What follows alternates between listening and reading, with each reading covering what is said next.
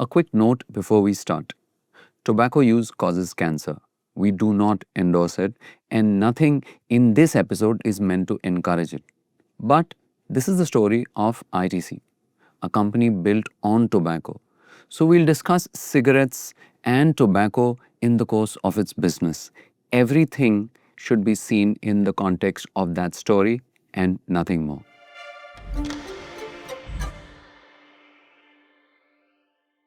It's May 2002, and ITC launches Atta with the brand name Aashirvaad. Mention ITC to any Indian at this point, chances are they will only mention cigarettes. So here's a huge tobacco company making a big bet on winning customers' trust in foods. It's a wild, paradoxical idea, a cigarette maker selling packaged foods, but it's an idea that ITC desperately needs to work. Cigarettes are very profitable, and ITC sells 3 in every 4 cigarettes in India. But people are becoming more and more aware of the harm caused by smoking, and the government is raising taxes on cigarettes. The launch of Aashirvaad comes just 6 years after YC Deveshwar became chairman and CEO of ITC, following the arrest of 2 of his predecessors over foreign exchange violations and a bruising battle with its largest shareholder, British American Tobacco. The company is coming out of what is undoubtedly one of the worst periods in its history. And Atta is a particularly tricky category. Indians are used to buying Atta from a flour mill or just plain unbranded Atta from kiranas. Even the mightiest of FMCG companies, Hindustan Unilever, has not had much luck in this business. ITC knows that success is not going to come easy, but sticks with Atta, and it pays off spectacularly. Within a few years, Aashirvaad is not just the market leader, but it's also synonymous with Atta. ITC marks its arrival as an FMCG company to be reckoned with, and Deveshwar as a legendary CEO in the making. The company also takes on fearsome rivals like Britannia and Parle in biscuits and Nestle in instant noodles. If ITC is about one thing, it's reinvention. How else can a company founded in 1910 as Imperial Tobacco Company still be one of India's most valuable companies, especially when the percentage of smokers in India's population is clearly falling? How else can India's #1 cigarette maker also be its largest paper company, its second largest FMCG and hospitality company, and also one of the largest agri-commodity traders? ITC has done all this while being a firm that's endured for decades without being owned by a family, which is the norm in India. ITC has relentlessly reshaped itself while dealing with the tag of sin stock, which to me is an absurd and unfair label for any business that's perfectly legal. No tobacco major around the world has come anywhere close to ITC in moving so far away from cigarettes and being so successful at it.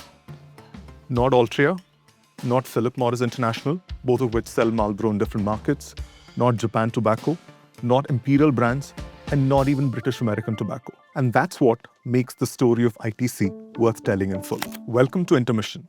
I'm Sitaraman Ganesan, the Ken's deputy editor, and I'm your host. And I'm Rohan Dharmakumar, co-founder and CEO of The Ken, and your co-host. Intermission is a show about India's greatest companies and how they came to be. Through hundreds of hours of research, reporting, and conversations, we take a close look at the leaders, rivalries, and events that shape these companies and what the future holds for them. There are insights, there are anecdotes, there are opinions, and there are numbers. But above all, there is a compelling story in every episode.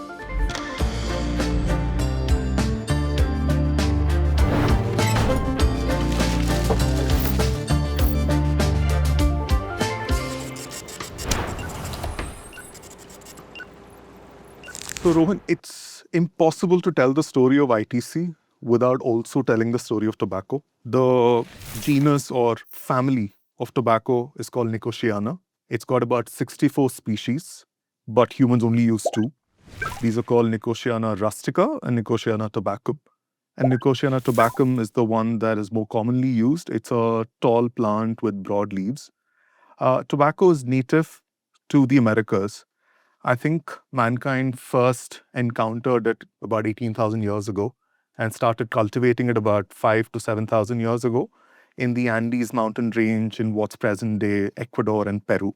And tobacco was first used as snuff naturally, or chewed, or eaten, or even drunk as tea. And smoking really evolved from snuffing.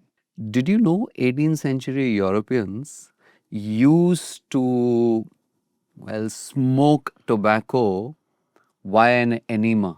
Oh, Not for pleasure reasons, but to resuscitate someone. So, okay. tobacco smoke was given to resuscitate someone via an enema. And thus the phrase blowing smoke up someone's ass. But I guess this evolved from how tobacco was used in different cultures in the Americas, right? It was very ritualistic. It was considered to have medicinal properties. So I'm not all that surprised. There's a very interesting quote in this book, Tobacco, A Cultural History of How an Exotic Plant Seduced Civilization, by this guy named Ian Gately. And he says mankind's association with tobacco is unlike most human vegetable relationships. And here's his quote: Tobacco is raised to be burnt. It's bred to stimulate our lungs, not feed our stomachs. And there's another very interesting quote in the book, that lungs had a dual function. They could be used for stimulation in addition to respiration, is one of the American continent's most significant contributions to civilization. In terms of how quickly intoxicants reach our bloodstream, smoking is second only to using a hypodermic needle, right? Now you can understand why it's so addictive and why you get hooked so quickly. I know you're not a smoker, but were you ever one? I was never a smoker, but I've tried cigarettes. Rite of passage through college, hostels, and then working by yourself, independent early careers, etc. And usually that's how, I mean, there's someone smoking, do you want to try it? And that's how you tried it. So yeah, I've tried on and off, but I've never been a smoker. You remember your first cigarette? No, I mean, this is not like some kind of romantic moment that you remember your first cigarette. I don't know, are there people who do that? That I they do. remember their first cigarette? Of course I do. Wow, okay. I do not remember my first cigarette. No, I do not. I remember it also because of how it happened. My uncle used to be a smoker and he used to live above our house and he used to toss the cigarette butts down. Okay, he used to smoke Will's Navy cut. And I picked it up, went to the bathroom and smoked, and then used. I didn't have an air freshener then, so I just used the cockroach spray in the bathroom. Well, that is a story for the ages. I do not have a story like that. Mine must have been boring, which is why I've forgotten it. Yeah, and when we went to college, obviously, there was a hierarchy of smokers. The cool ones, the men among boys, smoked Navy cut because it was really hard. The run-of-the-mill smokers smoked something like Goldflake Kings.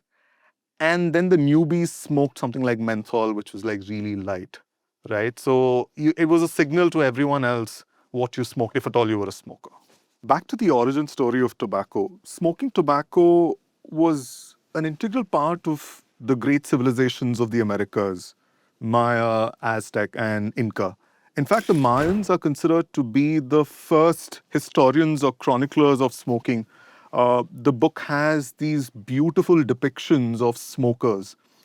By the time Christopher Columbus, the explorer, mistakenly lands in the Bahamas in the 1490s after he sets out on a journey to find Asia, tobacco is everywhere in America.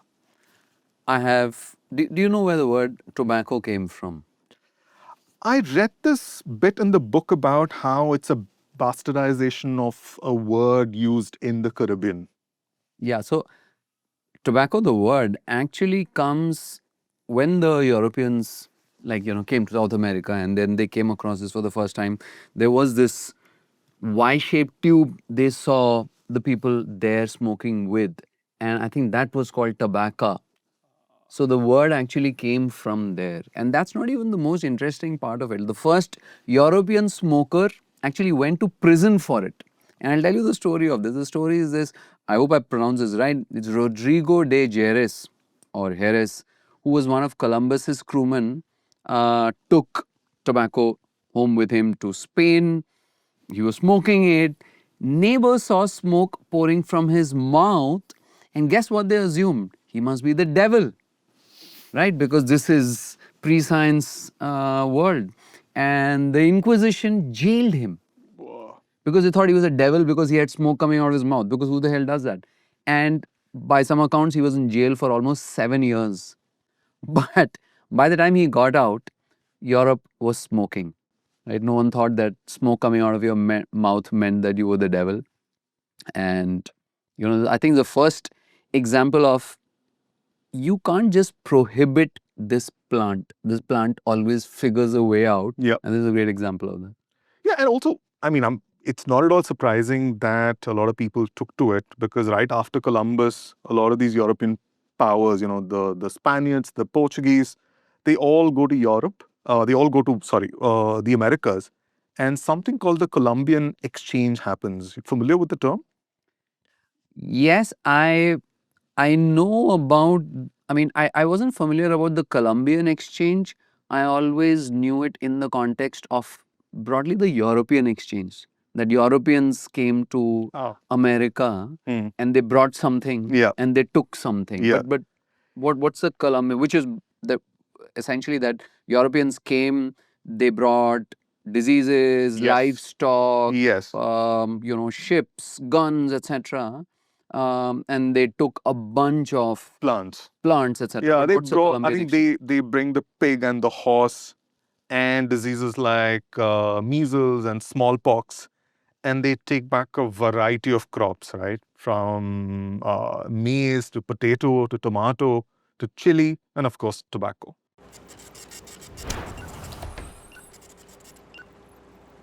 So Portugal and Spain are already hooked to tobacco. And England's love affair with the crop begins on a slave trading voyage to the Caribbean in the 16th century. And they take to smoking pipes back home. And this is a quote from Gately's book.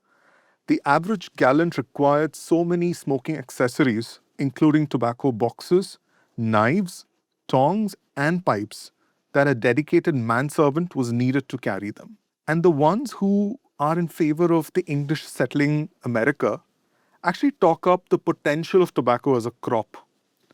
But the one who makes a real breakthrough in the early 17th century is this guy named John Rolfe, who marries a Native American and plants tobacco seeds that he's got from Trinidad. Do you know who that Native American was? No. Have you heard of Pocahontas? There's a Disney cartoon on Pocahontas. There's a legend of Pocahontas. Pocahontas was this legendary beauty who was the daughter of a chieftain, Powhatan, who was the chief of the Native American village, right? And she was kidnapped by English tobacco farmers and colonialists. And she ended up converting to Christianity and she married this John Rolfe character. And that marriage led to peace between the English colonialists and the Native Americans. And there was this period of 8 years where there was no war between them. It was called the Pocahontas peace period or something like that. That's really what this marriage meant. Very interesting. I didn't know that. I mean, the name is familiar, but I wasn't sure of the story. So, Rolfe is in Jamestown, Virginia, and Virginia is named after Queen Elizabeth I, who was called the Virgin Queen because she was unmarried. Rolfe learns how to plant and cure tobacco from his in-laws, who are quite familiar with the crop. And he exports his tobacco back to England, where it becomes all the rage. You really can't overstate the importance of tobacco in the European colonies.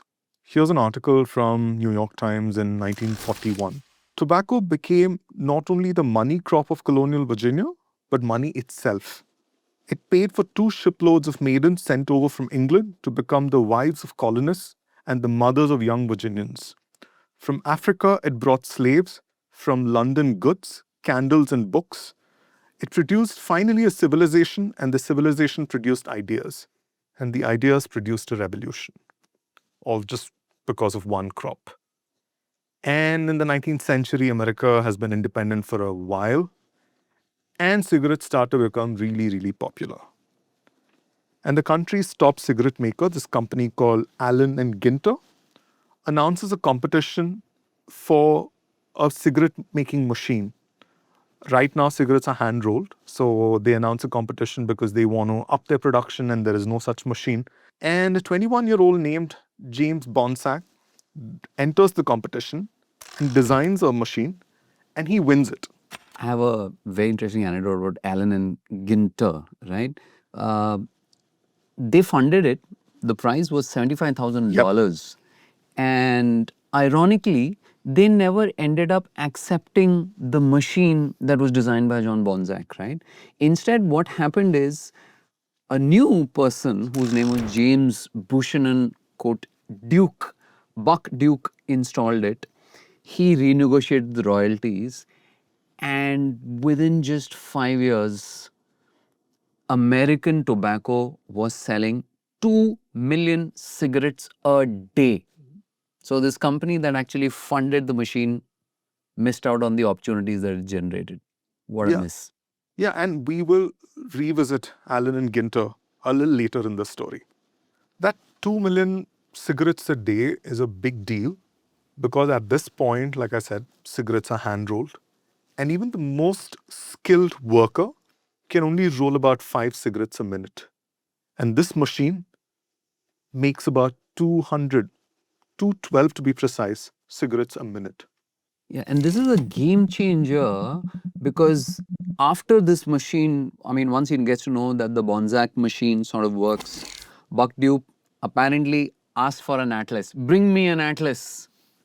Because he's got this power with him, and he looks at the atlas, he looks at countries around the world and their populations to decide which ones he's going to target with his new invention and machines and cigarettes. And of course, India is one of those countries that he spots as well.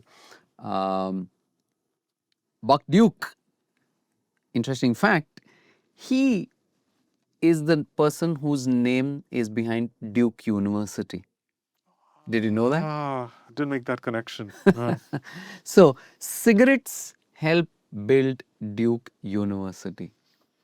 So, you talked about America, the country, ultimately tracing its, ideas and The economic revolution, foundation. Yeah. economic foundations to cigarette. Duke University did that. The Duke Endowment renamed Trinity College in 1924. So there you have it. Cheap hand-rolled cigarettes to machine-rolled cigarettes to a university in just one generation. And also, I think he didn't have to necessarily go looking for a market because America itself had become huge, right?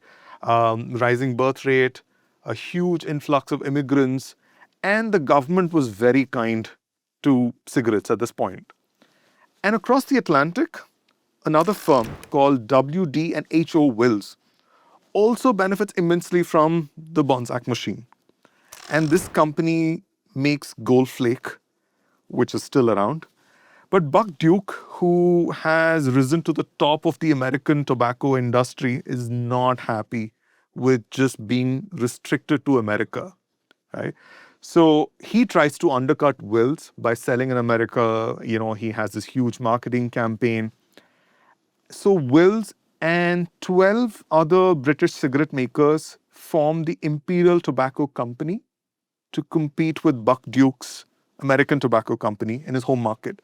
They actually buy up the few companies that Buck Duke hasn't bought himself, and they even buy up retail stores and make sure that Buck Duke cigarettes are not stocked there. Right? So it's mutual destruction on both fronts. So they need to figure something out. They need to make a deal so that they both stop bleeding.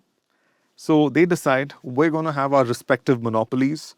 Buck Duke will get to control America, and these 13 tobacco companies in England will control that market. And then they form another company called British American Tobacco so that they can conquer the rest of the world. And the biggest market in the British Empire is up for grabs at this point.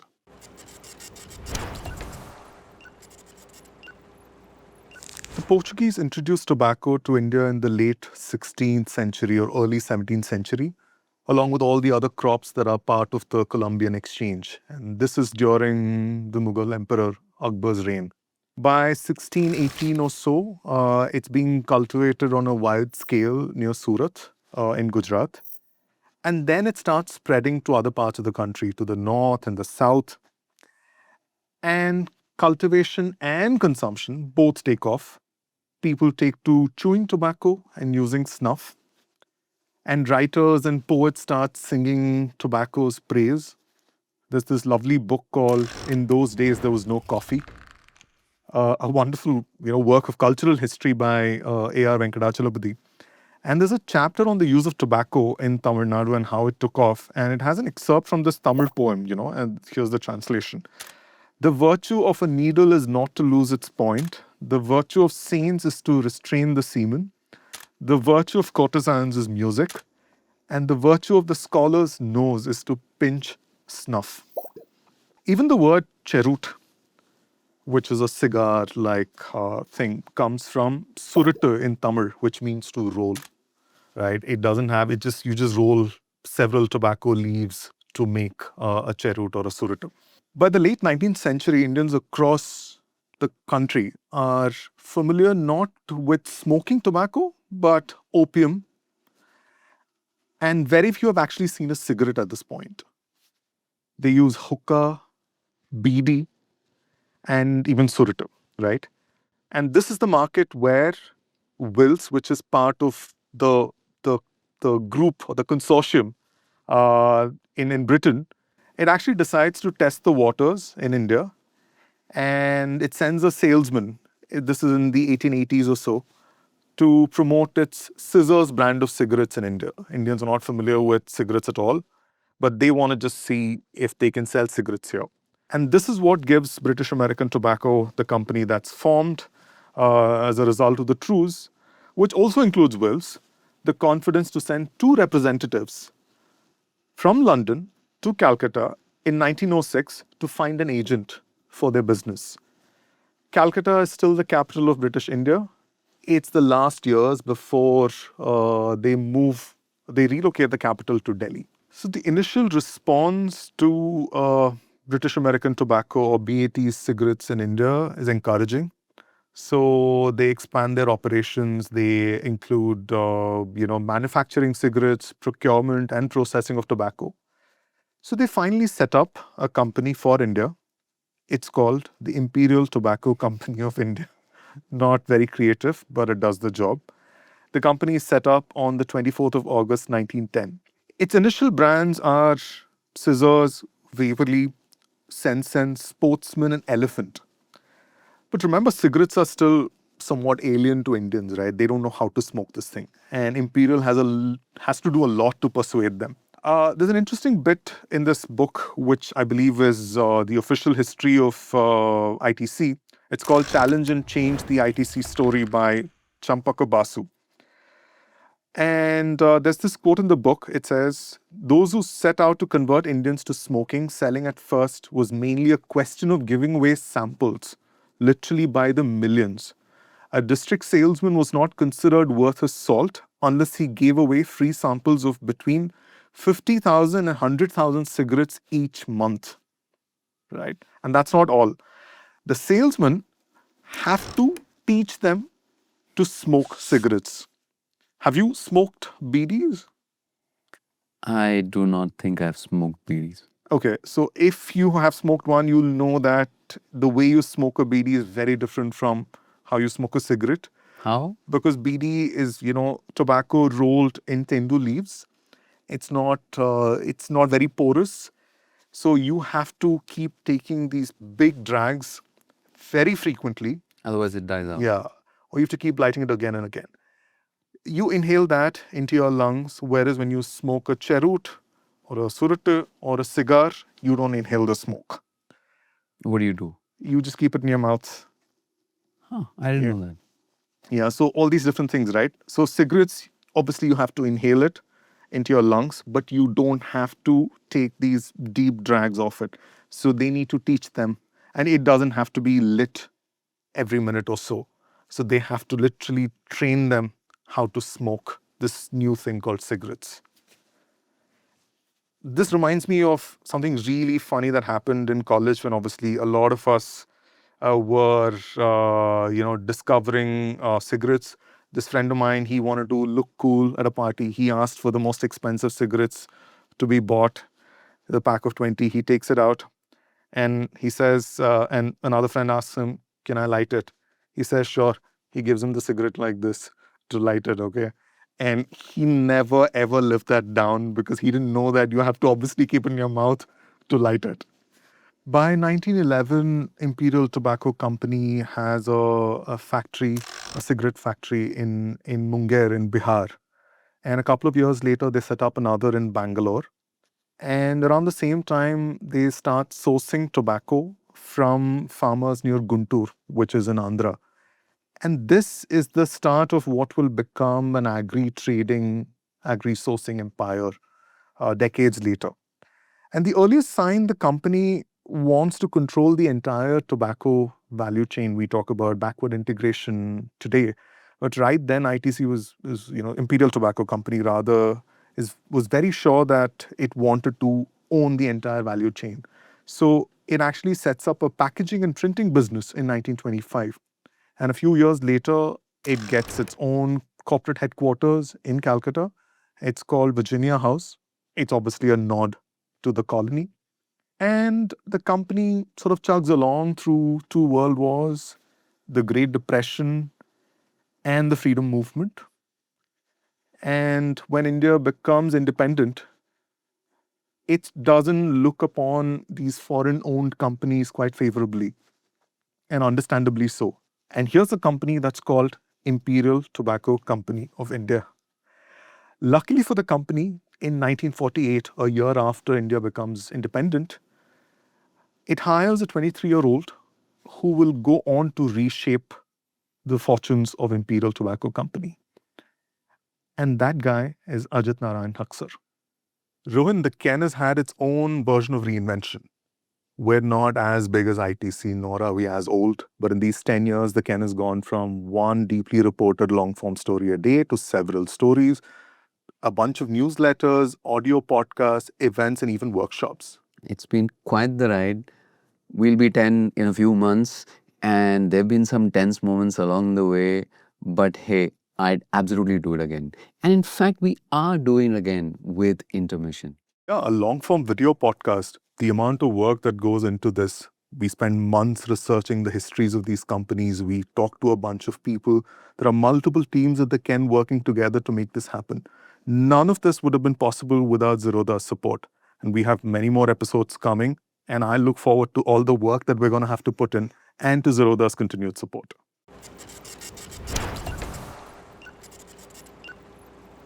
Haksar is raised in Gwalior in a Kashmiri Pandit family of Persian, Urdu, and Hindi scholars. His great grandfather, in fact, taught the grandfather of Madhav Rao Sindhya, who would go on to become a minister in the Congress government. And he has a very interesting cameo in the ITC story, but we'll get to that later. Haksar's cousin, P.N. Haksar, will become an influential bureaucrat as Indira Gandhi's principal secretary. Haksar goes to the elite Doon School, which at this point is India's Eton. After that, he goes to Allahabad University. He then he goes to the US, works with JWT, J. Walter Thompson, an ad agency in New York. And then he possibly becomes one of the first Indians to go to Harvard Business School in the late 40s. And then he's looking for a job. He wants to come back to India. He hits up his older brother, who in fact gets him a meeting with J.R.D. Tata. And he does get a job with one of the Tata companies in Bombay. But even then, Bombay is super expensive. So he wants a flat as part of his compensation. The Tatas say no. So he turns down that job. And then I think on his way back home, he meets a friend from Doon who works with Imperial Tobacco Company, which he hasn't heard of. And his friend tells him to apply for a job there. And he does. And he gets the gig. He lands a job as a sales pupil. at Imperial Tobacco Company. Pupil. Yes, sales pupil. Speaking of the Haksars, it's a very interesting story of how both of them, both cousins, Ajit Haksar and P.N. Haksar, landed on two very opposite sides of the equation. While Ajit Haksar was working for a British tobacco company from a building called Virginia House, once the origins of it were imperial, his cousin P.N. Haksar became Indira Gandhi's chief strategist and actually was responsible for the bank nationalization moves and the abolition of the privy purse, etc., among various other things. So there you had like sort of two cousins, one of whom was in many ways the architect of socialism, and the other one was in some senses trying to survive it. And that will impact ITC too. Speaking of sales pupils, right? That's the pupil is the term ITC has for management trainees at this point because it's a British company. I mean, it's with a British legacy. And that's the norm in the company for a very long time. I believe even until the 80s, I spoke with someone who worked there for 3 decades. And in the 80s, some engineers straight out of college who are hired by ITC have a problem with this term because they're like, we're doing a bunch of things. Why are we called pupils? So then ITC changes the term to assistant under training. Haksar interestingly joins the company at a very, very turbulent time. In 1948, India levies taxes on cigarettes for the first time, as a result of which prices go up. And Imperial Tobacco Company actually starts losing market share to cheaper local brands. I think in the late 1940s, its market share is something like 90%. And within a decade and a half, it's down to 30 to 40%. And this is what Haksar talks about in his memoirs. It's called Bite the Bullet. Things are so bad that in eastern India, which is Imperial Tobacco Company's home territory because it's headquartered in Calcutta, its market share is down to 15%. There are brands like... Who gets the rest of the market share? So there's Golden Tobacco, which has Panama. It becomes really, really popular. And so does Charminar by Wazir Sultan Tobacco, which is in Hyderabad. It's actually an associate company of BAT. And Godfrey Phillips Foursquare. I have an interesting factoid for you. Did you know Golden Tobacco was, quote unquote, the original Swadeshi project around tobacco? It was founded in 1930, and you're not going to believe this, by a person called Narsi Monji. Have you heard that name before? Yes, yes. Because he too decided to, there is a college which is called the Narsi Monji Institute, NMIMS.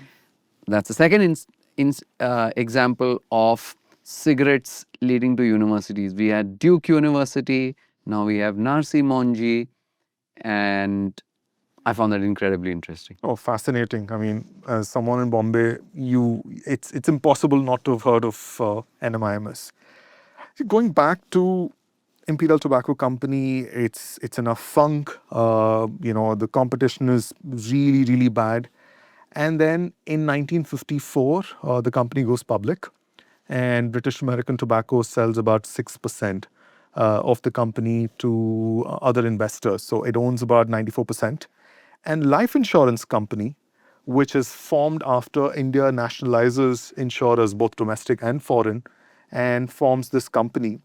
LIC ends up buying shares in Imperial for the first time in 1958. Little does LIC know at this point, or Imperial for that matter, that this will go on to become LIC's fourth largest investment by value. This is also when Haksar, rises through the ranks fairly quickly. Even if it's still a British company that doesn't quite treat Indians as equals. He's one of the strongest advocates for market research, which is a discipline that's sort of unheard of at this point within the company. And he wants to use this to improve Imperial's position in the market.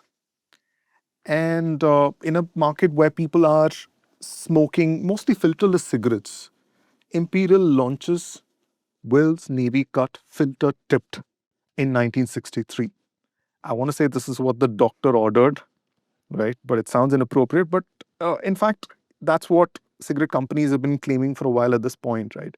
While filters do prevent tobacco flakes from getting in your mouth, cigarette companies have begun saying that it's also safer for you. Oh. It's cleaner and it's safer. This is not even the end of it, right? If you think that cigarette companies claiming that filters are safer, let me give you the example of what happened in America, where there was this filter called the cigarette called the Kent's Micronite, where the filter was made of blue asbestos, Oh my God. right? And I mean, asbestos, as we all know, is one of the most deadliest things. And it was advertised as, quote, the greatest health protection in cigarette history. So the concept of the filter protects you is just, it's a myth, it's a marketing, and you have blue asbestos here. Yeah, I mean, I understand why they're doing all this because the link between smoking and lung cancer has been debated for a while by the 60s, right? There are studies, there are people calling out cigarette companies. And then finally, in 1962, the UK's Royal College of Physicians actually confirms the link. And 2 years later, the US Surgeon General does the same. This is a watershed moment. The US also makes warning labels on cigarette packaging mandatory in 1965. And Imperial knows it's only a matter of time before this starts happening in India as well. So it knows that it has to launch a charm offensive to popularize Will's Navy cut filter tipped in 1965. And it has an iconic tagline, the campaign. It's called Made for Each Other. Advertising, we're back at it. What a better way to sell things, right? Now, made for each other, did you know, was one of those lines that was literally written on the back of an envelope. Not on the back of a cigarette pack. Oh, yeah. The copywriter was Shibin Dutt at HTA, Hindustan Thompson Associates. And incidentally, Ajit Haksar, had also trained with JWT, which because HTA was JWT's Indian arm. Haksar had trained with JWT in New York. That campaign, the one that was created on the back of an envelope, do you know how long it lasted? It was one of the longest running campaigns, 39 years. That was how powerful that campaign was for cigarettes and for ITC.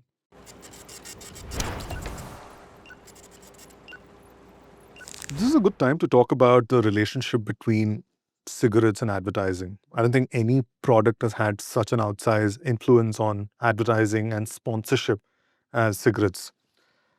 Allen and Ginter, the company that launched the competition to find the cigarette making machine, until the 1870s, they were selling cigarettes rolled in bundles. And then they decide to actually make the pack stiff. So they insert a rectangular cardboard.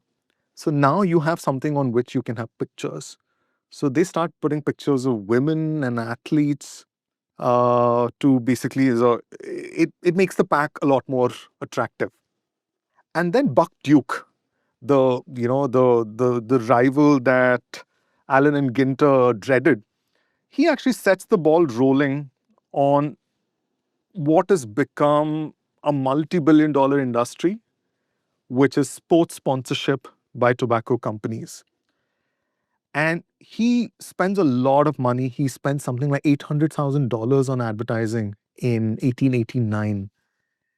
And he sponsors a roller skating team as early as the early 1900s. And this relationship between sport and tobacco is sort of the best version of that is F1. In 1968, I believe, Philip Morris International, best known for Marlboro, which has this iconic campaign, Marlboro Man, begins its partnership with McLaren. And then it also signs up with Ferrari. the most dominant name in F1. This cigarette companies have always believed in creating these very powerful visual and other associations. It started from the pack, where the pack could represent something. You said women or sportsmen. Now, Marlboro itself is one of the most iconic. It's the Marlboro Man. Did you know that Marlboro, the cigarette, started out as a cigarette for women? I'm not You surprised. know? And that's why they had to have the Marlboro Man campaign. Again, advertising is involved. It started out in 1924 as mild as May, right? So it was targeted at women and therefore it was mild. And in 1954, Leo Burnett came up with the iconic campaign of the Marlboro Man and the cowboy and the vistas and the hat. And that converted it into a decidedly men's cigarette. But as we all know what happened later, at least 3 of the iconic Marlboro men would go on to die of smoking related diseases. And in fact, one of them actually became an anti-smoking activist, Wayne McLaren. Yeah, and this didn't really stop this partnership from becoming bigger and bigger, right, between F1 and tobacco.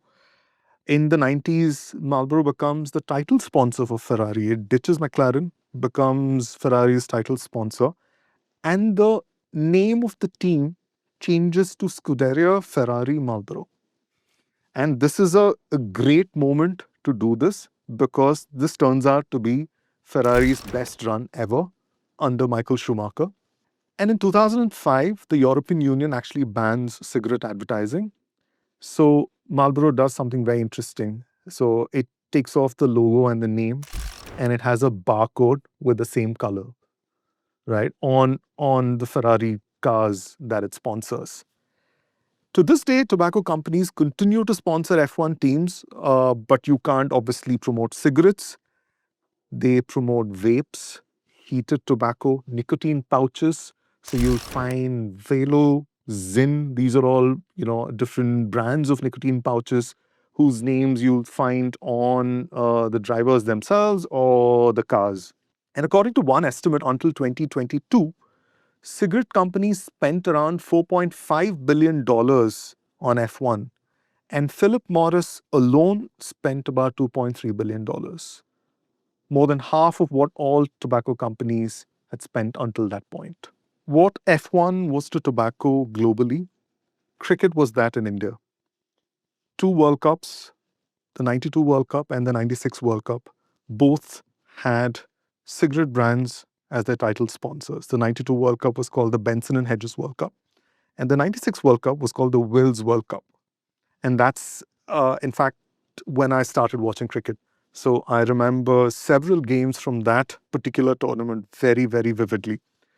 And Wills even became the lead sponsor for the Indian cricket team's jersey in the 90s. And that continued until 2004, when India actually banned all direct and indirect advertising of tobacco. But Wills, the brand, owed much of its rise to that campaign, that long-running campaign, Made for Each Other, which was conceptualized in 1965.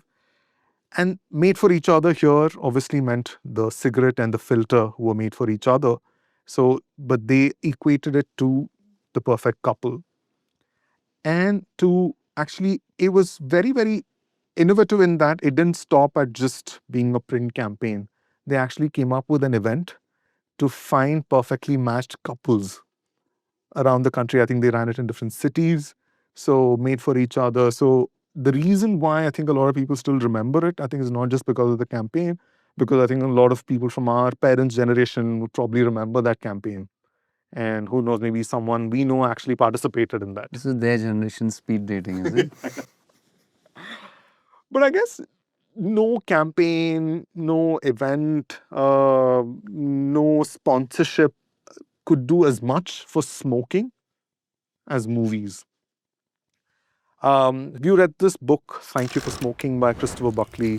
It was also turned into a movie. Yes, I'm embarrassed to admit that I haven't read the book, but I've seen the movie twice. It's pretty much the same. And there's this very interesting bit. So it's about the protagonist of the film is Nick Naylor, who's a lobbyist for Big Tobacco, and he heads something called the Academy of Tobacco. And he's got two friends. One is a lobbyist for the gun industry, and the other is for liquor. And they called the mod squad, merchants of death, right? So obviously cigarette sales are going down. Nick Naylor's boss is very unhappy. So he asks him, what can we do to promote smoking? So he says, movies. He says, why? He says, if you look at three things that really sort of changed people's outlook to smoking, there were like the First World War, where apparently the commander of the American forces actually said tobacco is as important as food in winning the war. And then dieting. So women apparently being made to believe that, you know, if you're hungry, smoke instead of eating. So I think there was even a campaign, reach for a lucky instead of a sweet. And then he says the third point, the third big development was silent films became talkies. So he said directors now had to give actors something to do with their hands, right? And he says, now let's just, do product placements in films, find a film that's set in the future where smoking is again cool and give the actors cigarettes, and the job is pretty much done. So you have these legendary Hollywood stars back in the day, Humphrey Bogart, Clark Gable, Betty Davis. They're all associated with smoking on screen and off screen. We had our own version of that in India, the Hindi superstars, Amitabh Bachchan, Dev Anand, and then Shah Rukh Khan, and where I come from, Rajnikant, right? It's impossible not to think of cigarettes when you think of Rajnikant, the 80s and 90s as a kid growing up then. All these people who say that movies don't influence you, I think they're totally wrong. Yeah, I mean, I didn't watch many of his movies, but I still remember so many scenes of him flicking cigarettes into his mouth. Yes. And, but as much as, these movie stars helped Imperial Tobacco Company, the Wills campaign was a great success. Within a few years of the launch of this campaign, Imperial is forced to look beyond cigarettes.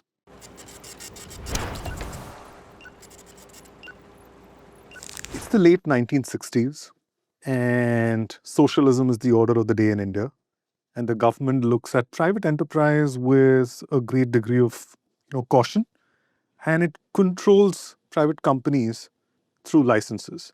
Any company you talk about in India, which has been around for decades, you cannot miss the license Raj. And India also looks at foreign-owned companies with an even greater degree of skepticism. So Golden Tobacco, one of Imperial's competitors, actually says ITC is a foreign company which endangers indigenous firms. Oh, Golden Tobacco, is it? Golden Tobacco was that company that started in the 1930s, Panama. founded by Narsi Monji, Yes. Famously of Narsi Monji College. Golden Tobacco itself would end up getting sold to the Dalmia Group about a decade and a half later, in 1979, and I think it ended up in insolvency after that. So the company that had started up in 1930s as a Swadeshi champion to counter the monopoly and might of British American tobacco ended up folding. Very interesting. And it's in this environment that Ajit Haksar becomes chairman and CEO of Imperial Tobacco Company. He's only 44. And he's going to lead Imperial into its most eventful decade ever. By 1980, Imperial is going to be a lot more than a cigarette company, but that's going to be made possible with the profits made from cigarettes. And his appointment, interestingly, is part of a wider trend. As R. Gopalakrishnan and Ranjan Banerjee point out in their book, The Made in India Manager, at the same time as Ajit Haksar being made chairperson of ITC, you have J.M. Lal, who becomes the first Indian to be appointed chief executive of Imperial Chemical Industries UK. which would go on to be acquired by AkzoNobel, which now sells, Dulux, which has then been sold to JSW. It's featured in our Asian Paint story. Absolutely. And soon after 1961, Unilever appoints Prakash Tandon chairman of its Indian unit, which is Hindustan Lever Limited.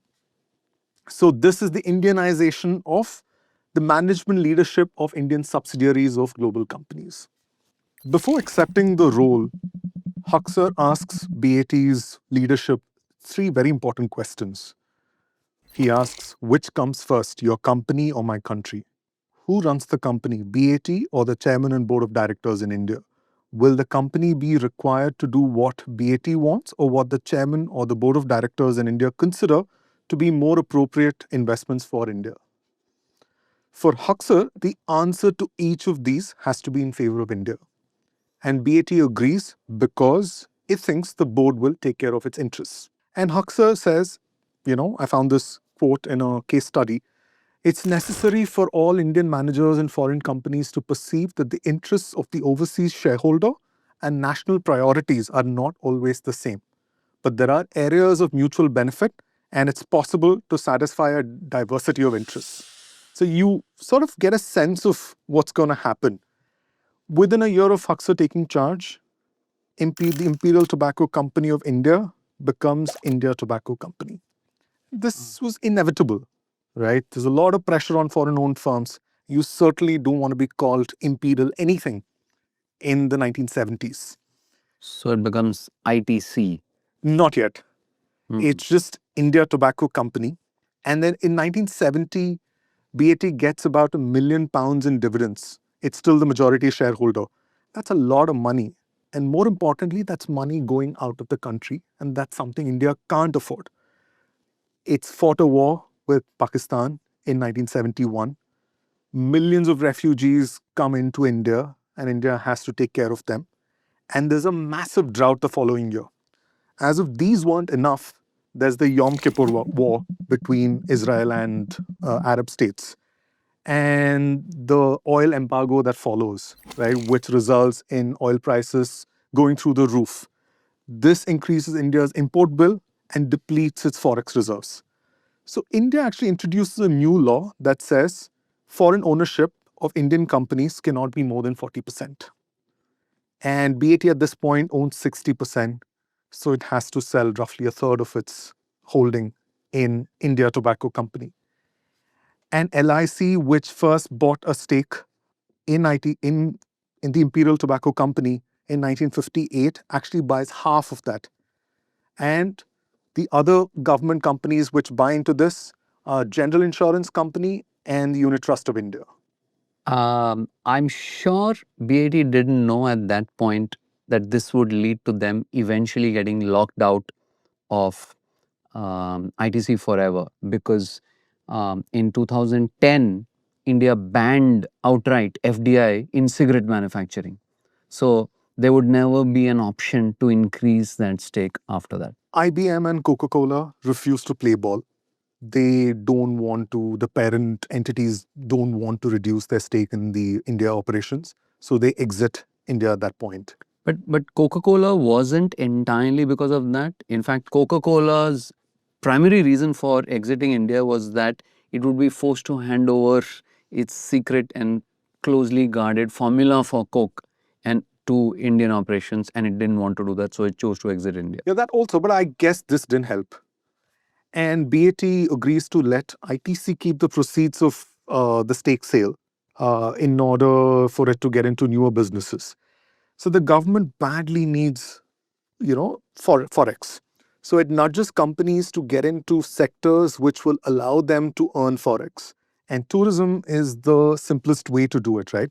So India Tobacco Company in 1974 becomes I.T.C. It's still initials for India Tobacco Company. And a year later, the government makes it mandatory for cigarette packs to have the message, cigarette smoking is injurious to health. So it's not really a coincidence. Probably Haksar sees where cigarettes are headed. And this is as good a time as any to diversify beyond its mainstay. And it also takes another shot at earning forex, which is selling seafood, exporting seafood. Wow. Yeah. But I didn't see that coming. these very, very early days, cold chains are not pretty much non-existent, right? And that doesn't scale, and Haksar actually admits that it was a failure. And then there's paper boats, because in addition to getting companies to earn forex, the government also wants them to set up factories in backward areas in order to generate jobs. So it gets into paper boats, which sort of connects to its printing and packaging business. It sets up a factory in the late 1970s in Bhadrachalam, which is then in unified Andhra, now in Telangana, which is a tribal belt. If ITC's Indianization was one half of Haksar's legacy, the other is clearly hotels. All these diversifications happen under him. But if there's one thing among all of these that Haksar is remembered for, it's hotels. And you have two big names at this point in the 70s. There's the Taj, owned by the Tata Group, and then there's Oberoi. Taj has this history, there's all the story about how it came into being. And then Oberoi is sort of the byword for luxury. ITC doesn't have that history. It has a history, but not the kind of history that the Taj has. And matching Oberoi in luxury is ridiculously hard. So it needs a new identity. A quick hello for those of you tuning in for the first time. This is episode 4 of Intermission, the Ken's long-form podcast on the companies that changed modern India. So far, we've covered Asian Paints, Bajaj Finance, and Bharti Airtel, 3 companies that reshaped their industries. These episodes are streaming right now on YouTube, Spotify, and Apple Podcasts. Do check them out if you haven't already, and we have a lot more coming.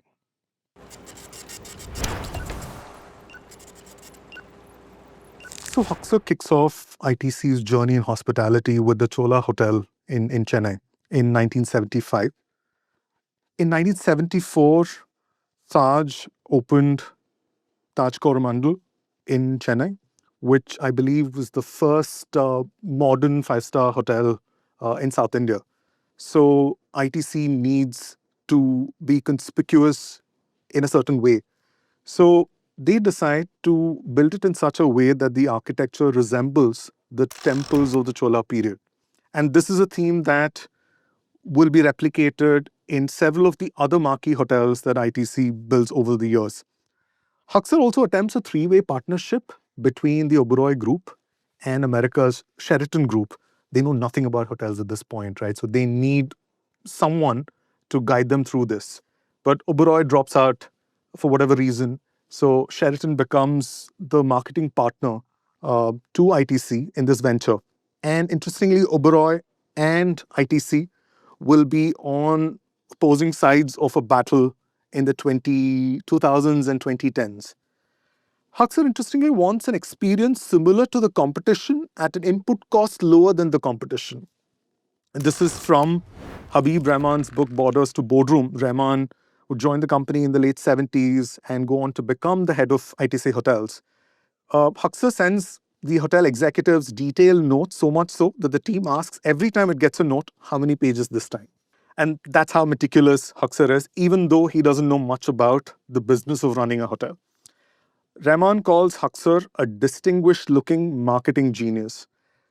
The cover of Haksar's memoirs, which we talked about earlier, it's called Bite the Bullet. He looks really dapper with his hair pulled back in what's possibly a bespoke suit. And he's got this patrician scowl on his face. So after the Chola in Chennai comes the Mughal Sheraton in Agra. And like the Chola, this is inspired by Mughal architecture. Then Haksar sets his sights on the national capital. You haven't arrived until you have a hotel in the national capital. And they decide to build the Maurya, which is designed like a stupa, a Buddhist stupa. And it opens around the same time as the Taj Mahal Hotel in Delhi. And it doesn't make the kind of splash that the Taj does. And Haksar needs the hotel to be noticed. And he thinks his hotels, particularly the Maurya, should be known for its food. That's not the only thing that the Maurya Sheraton, I grew up in Delhi, so it comes, that word flows very easily off my mouth, Maurya Sheraton, because that was always what it was, right? It features this incredible mural, probably one of India's largest public murals, on its inner domes and ceilings, right in the lobby. It's called The Great Procession. It was painted by Krishan Khanna. It took 4 years to paint. And it has this incredible range of people, characters, seasons, emotions painted all around you. So that itself is should show you that, I mean, there is probably no expense that ITC will spare or ambition in order to make its hotel successful. Yeah, and they decide that they want the best chefs. So Haksar hires Imtiaz Qureshi, a celebrated chef from a family of Awadhi chefs in Lucknow. And when it's time to open Dampuk, the restaurant that he's hired Qureshi for, ITC does something very, very unusual for those days. It actually takes out a 2-page ad announcing the arrival of this restaurant. And not just that, it actually puts a picture of Imtiaz Qureshi in the ad. So the idea is to keep your chefs front and center, and that becomes the big draw. Haksar is not just happy with Dampuk. He wants something else. He feels the Maurya is still missing something. Before the hotel opens, he realizes that he can have a restaurant that's a lot more rustic, quite unlike five-star hotel restaurants. No cutlery, wooden tables, but there's no space. So what he does is he looks at the coffee shop and thinks that it's got too much space. Why don't we carve out some and have a restaurant there? And he hires another chef named Madan Jaiswal from a restaurant in another Delhi hotel to helm this restaurant, which is called Bukhara. Bukhara.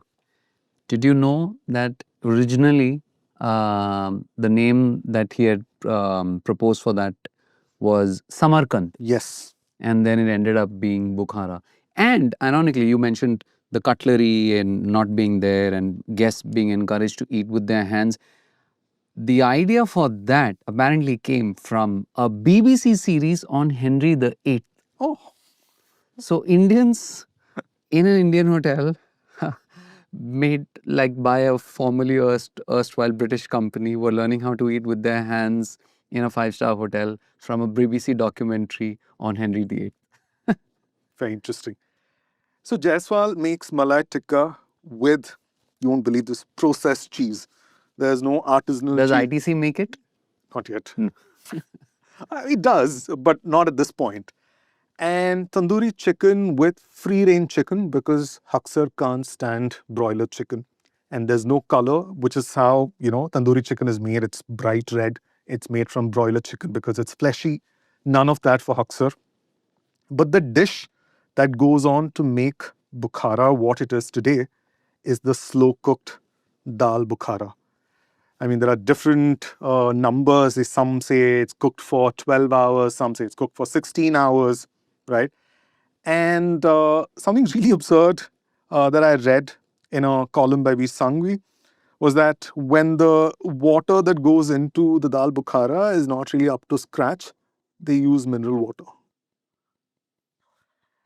And to this day, Myth making. yeah, nothing like this to actually, tell the story of dal bukhara. To this day, food is front and center at pretty much every major ITC hotel. And another interesting fact, again from one of Sangvi's columns, is that unlike the Taj, which allows all its chefs to publish cookbooks, they don't have a problem with them sharing their quote-unquote secret recipes. ITC does not allow their chefs to do the same. That's a dichotomy. They wanted to put their chefs front and center in newspaper ads, but they don't want those same chefs to share the recipes of the dishes that they make. As long as the food and the recipe stayed within the confines of an ITC restaurant, everything was fine. But this, this sort of, chops that ITC builds in the, in the restaurant business within ITC hotels will come in super handy when it launches, ready-to-eat foods in the early 2000s. And right up to the Zomato, Swiggy age when, it launches a bunch of cloud kitchen brands. And these are all informed by the chefs and the restaurants within ITC's hotels. But if Haksar succeeds in making ITC known for its food, and Bukhara is all the rage at that point, things are about to unravel quite dramatically within the company.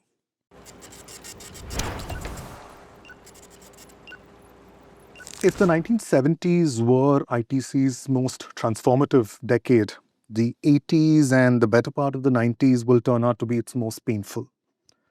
Haksar hires people from Oberoi and the Indian Tourism Development Corporation to run operations in his hotels, but he makes sure that people from within ITC are heading key functions like marketing, HR, and finance.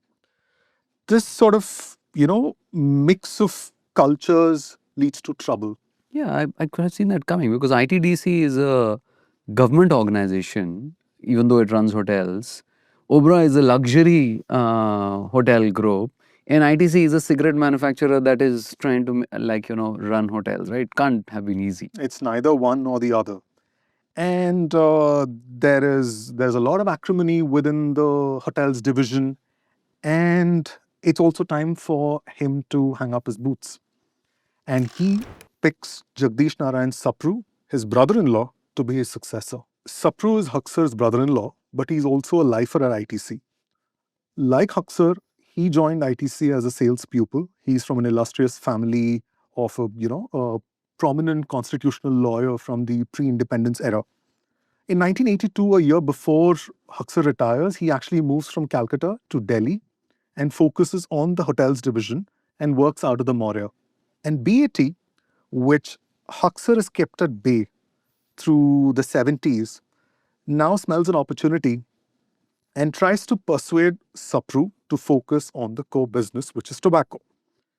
Sapru is mild-mannered and not quite as demanding as Haksar, so the org culture starts to drift.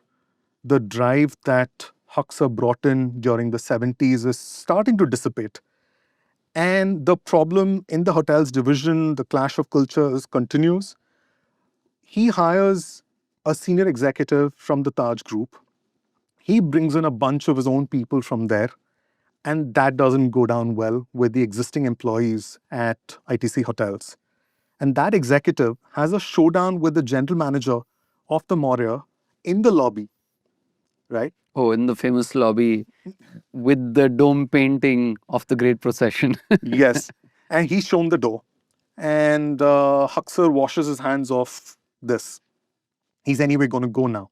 Even though the hotel chain, now called Welcome Group, has grown to almost 2,400 rooms within a decade, the organization is a complete mess. Habib Rahman says of this period in his book, a sense of paralysis had percolated down to the dispirited managers. And the man who's asked to fix this mess in the hotels division will also go on to fix the mess at ITC as a whole. That man is Yogesh Chandra Deveshwar, or YC Deveshwar, or Yogi, or YCD to his colleagues. Born in Lahore, he goes to IIT Delhi. He is what people within ITC call born in ITC. He graduates in 1968 and joins the company straight out of college. There's a fascinating, almost too good to be true story from the book In Good Company about how Deveshwar was hired. He goes to Chennai for his interview. The interviewers like him and they want to take him to the next round, but they realize they haven't got his address, the Chennai address where he's staying. So the branch accountant is asked to keep an eye out for Deveshwar at the airport. The personnel manager is asked to go to the railway station in case the candidate decides to return to Delhi. The production manager, who's quite familiar with the city, has to check the hotels. After an all-night search, the personnel manager spots Deveshwar as he's about to board the train for Delhi. He's brought back, put on a plane to Calcutta for the selection round, and then he lands the job.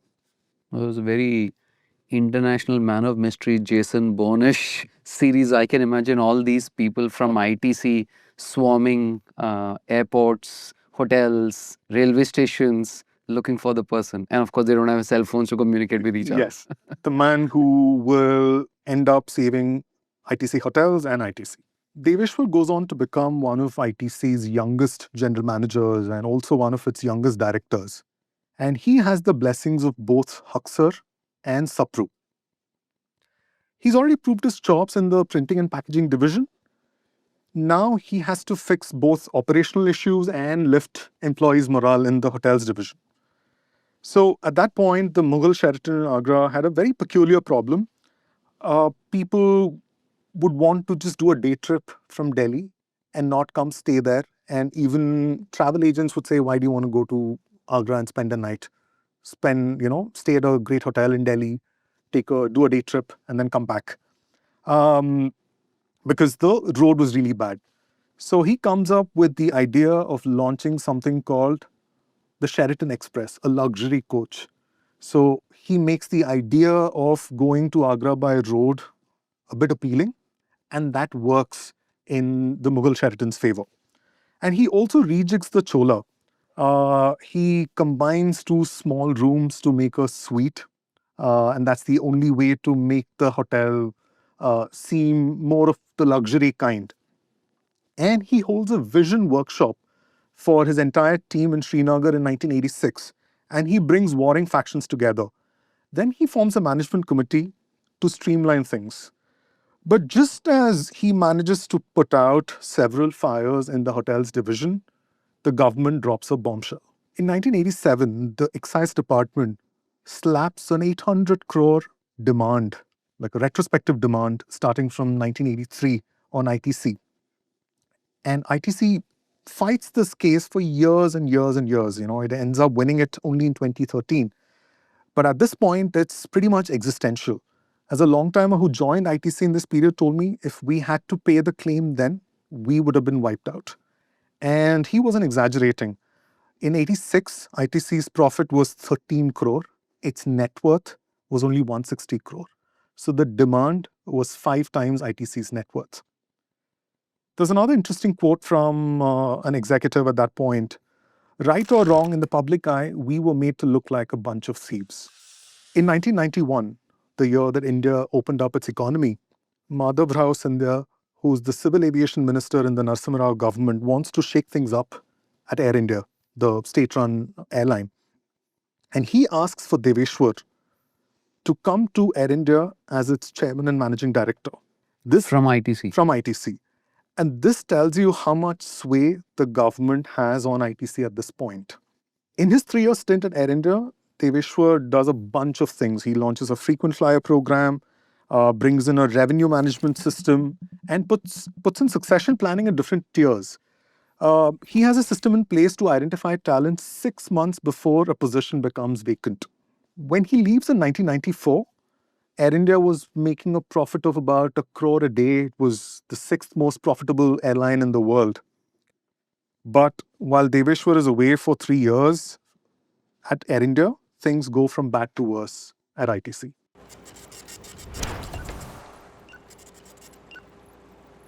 Sapru's term is almost up, and Krishan Lal Chugh replaces him in 1991. He's not a born an ITC person. He comes to ITC after 10 years with a state-run company. And he's not a tobacco guy like Haksar or Sapru. And he's got only 5 years. So he makes a bunch of ill-fated, hasty moves. He takes ITC into financial services. It's called ITC Classic Finance. He also considers buying Kisan from the Malyas at that point. He wants to get into steel, cement, and power. And he even considers launching an airline, which Deveshwar, after his stint at Air India, knows how hard it is to actually run an airline. He says that's a terrible idea. And Chugh also declares, we want to become India's largest Sogo Sosha. You heard of this term? No, I have not heard of Sogo Sosha. Sogo Sosha is a Japanese company. It's an all-purpose trading company. You trade all kinds of things, right? So Mitsubishi is a Sogo Sosha. And he sets up a company which is carved out of its agri-commodities export business, makes it a subsidiary. It's called ITC Global, and it's headquartered in Singapore.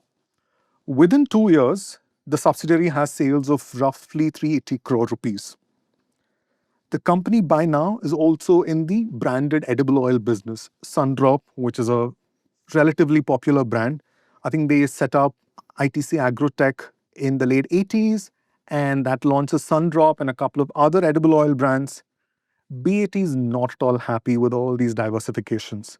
And they actually want to increase their stake from 32% to 51% so that they have control over ITC and they can dictate the business that ITC is in.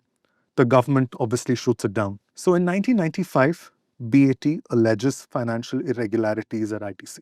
Now, do you know what these irregularities were?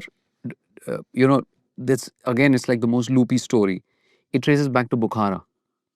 Oh, ITC wanted to take the Bukhara chain global.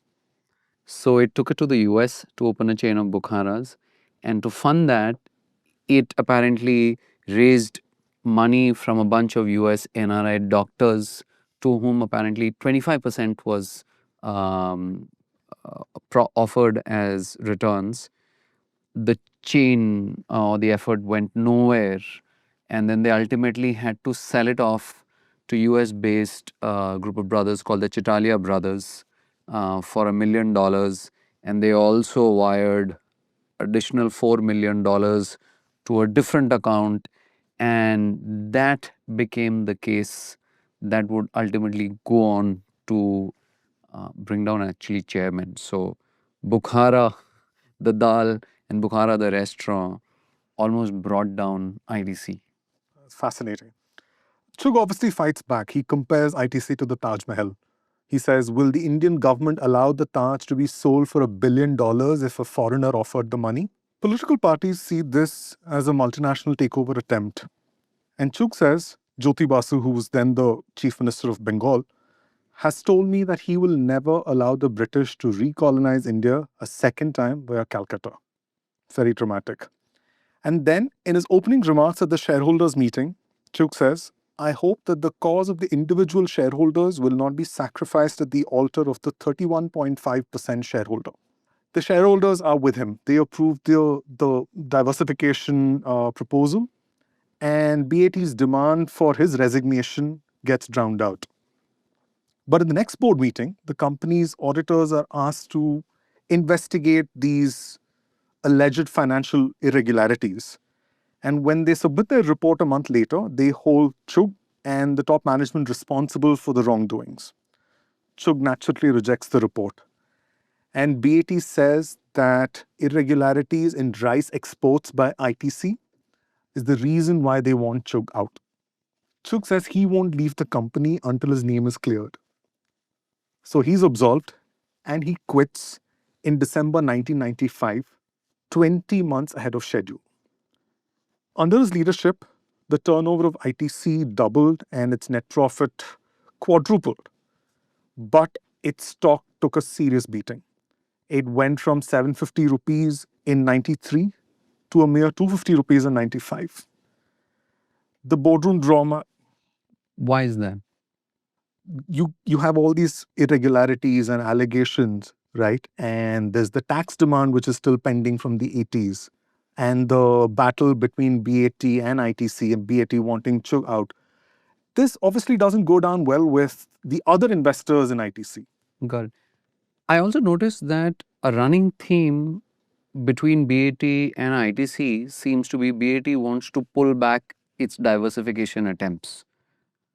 Why is that? Because we did speak about the fact that ITC is probably the only large cigarette maker in the world that has successfully diversified, and most of the other cigarette companies, including BAT, have failed at that. So it looks like BAT is trying to prevent But at that this would point, make. success wasn't a given, right? I think it was just a 3 or 4 hotel chain. And that's the only, tobacco was the only business that ITC was familiar with for decades. And no one knew that ITC could be successful in anything else at this point. At least BAT didn't, and therefore BAT didn't want it to do that. So it's a great thing that BAT was unable to prevent ITC from diversifying. Absolutely. And Deveshwar is back at ITC at this point in 94. He's brought in as vice chairman. It's very clear that he's going to get the top job, and he gets it earlier than planned. But unlike Haksar, who inherited a stable yet staid company, Deveshwar gets an organization in crisis. This is a good moment to tell you about the Intermission website. That's right. Every episode has its own site built by our teams at the Ken. There, you can find infographics, old photos, and lots of additional source material. Head to theken.com/intermission. That link is also in the show notes.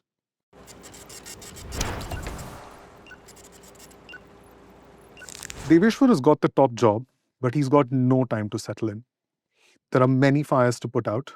ITC Classic Finance, Chug's baby, is giving out all kinds of loans and is also involved in stockbroking. Its losses at this point have wiped out its net worth. So Deveshwar gets McKinsey to figure out options. And McKinsey says, let's restructure this business. But Deveshwar says, no, let's cut our losses. Let's exit this business altogether. So he decides to sell it to ICICI, even if it costs ITC roughly 800 crore at that point. All these accumulated losses, the NPAs, and there's a bank run on ITC Classic Finance. But he still says, I'm done with this, and it merges with ICICI. McKinsey was the one that recommended a return to the core. McKinsey was originally brought into ITC by KL Chugh.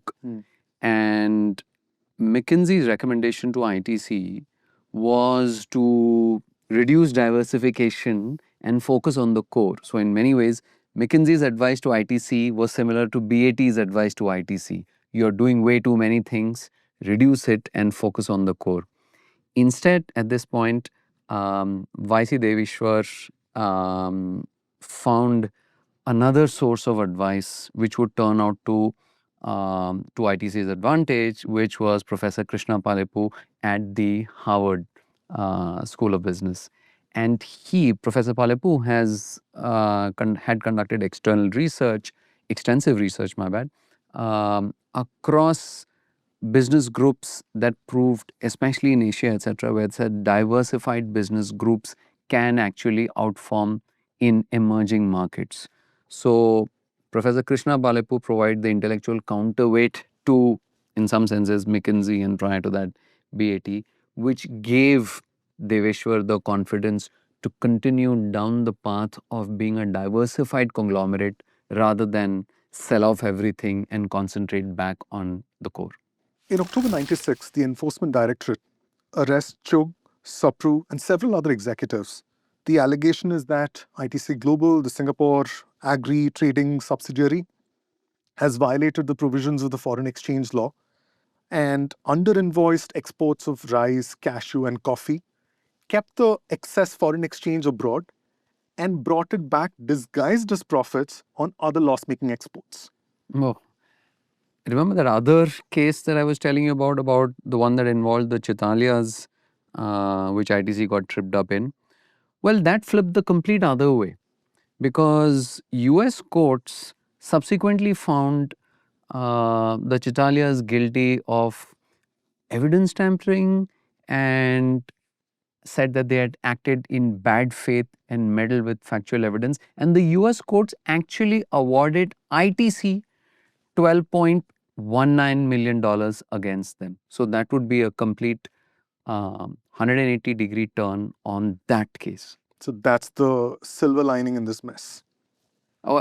I don't know if there are a lot of silver linings in these cases because you can imagine, I mean, an enforcement directorate coming and arresting former chairman of such a large company. Even today, you would sit up and take note. This couldn't have been easy, you said, on shareholders as well. Absolutely. Deveshwar believes it's a smear campaign by BAT.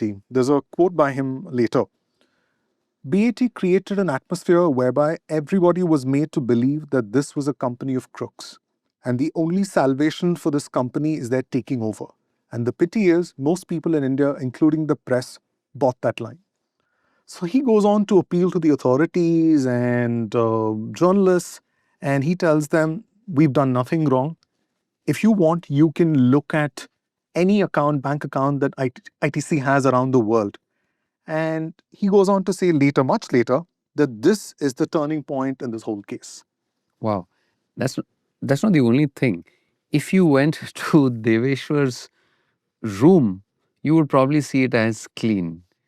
because after the enforcement directorate raids, apparently where a lot of material, papers, documents were, taken by the enforcement directorate, YC Deveshwar's office was spick span.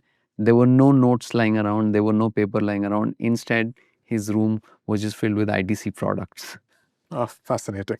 So, a former ITC tobacco executive said that it was great that ITC had Deveshwar to sort of see through this crisis because he was quite familiar with dealing with politicians and bureaucrats because he was head of ITC Hotels, which was headquartered there in Delhi. And the long timer that I spoke with said that at this point, Deveshwar made sure that everybody in the company knew what was happening.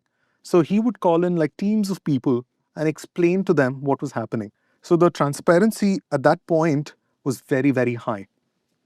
And he also mentioned that attrition at this time was one of ITC's lowest. That sort of makes sense counterintuitively, because when organizations are going through some of their darkest times, great leaders are able to rally everyone together under a common threat. And so, normally, you think that when an organization is going through a tough time, everyone must just quit, whereas the reverse happens. But of course, it requires a great leader. But that's also partly because much of what made ITC ITC was still true at this point. So the culture at ITC until the 80s was still very British. We talked about the usage of the term pupil for management trainee, right, which was which was in existence until the 80s. So two categories of staff, covenanted and non-covenanted staff. Okay, What's that? covenanted are basically graduates of elite colleges or people with influential families, kids of say bureaucrats and army people. They were covenanted staff. And then you had the non-covenanted staff, which were the secretaries, people, maybe school dropouts. So these tiers existed at ITC. But even a school dropout could actually rise through the ranks within the company, even though there was a ceiling for such a person. So when ITC hired, say, engineers from IITs or MBAs from IIMs, they would be trained or they could be trained by a school dropout who's risen through the ranks to become a manager. And this is how these two very different kinds of people interacted at ITC. Speaking of MBAs in Calcutta in the 1980s, an FMCG and retail executive who went to IIM Calcutta uh, in the late 80s said that the last four benches in his class had ashtrays, and he would always sit there so that he could smoke. And he said he remembers at least three professors who would smoke non-stop while the lecture was on. Back to the culture at ITC, whenever there was a big plan, there was a strategy change or a new product launch, a planning team was formed. And this team didn't consist just of, heads of functions. It could even have someone who's just been in the company for 3 to 5 years. People would be handpicked from across the organization. This was a great learning opportunity. And as one former executive put it, this young executive with 3 to 5 years of experience could ask some really awkward questions by being part of that team.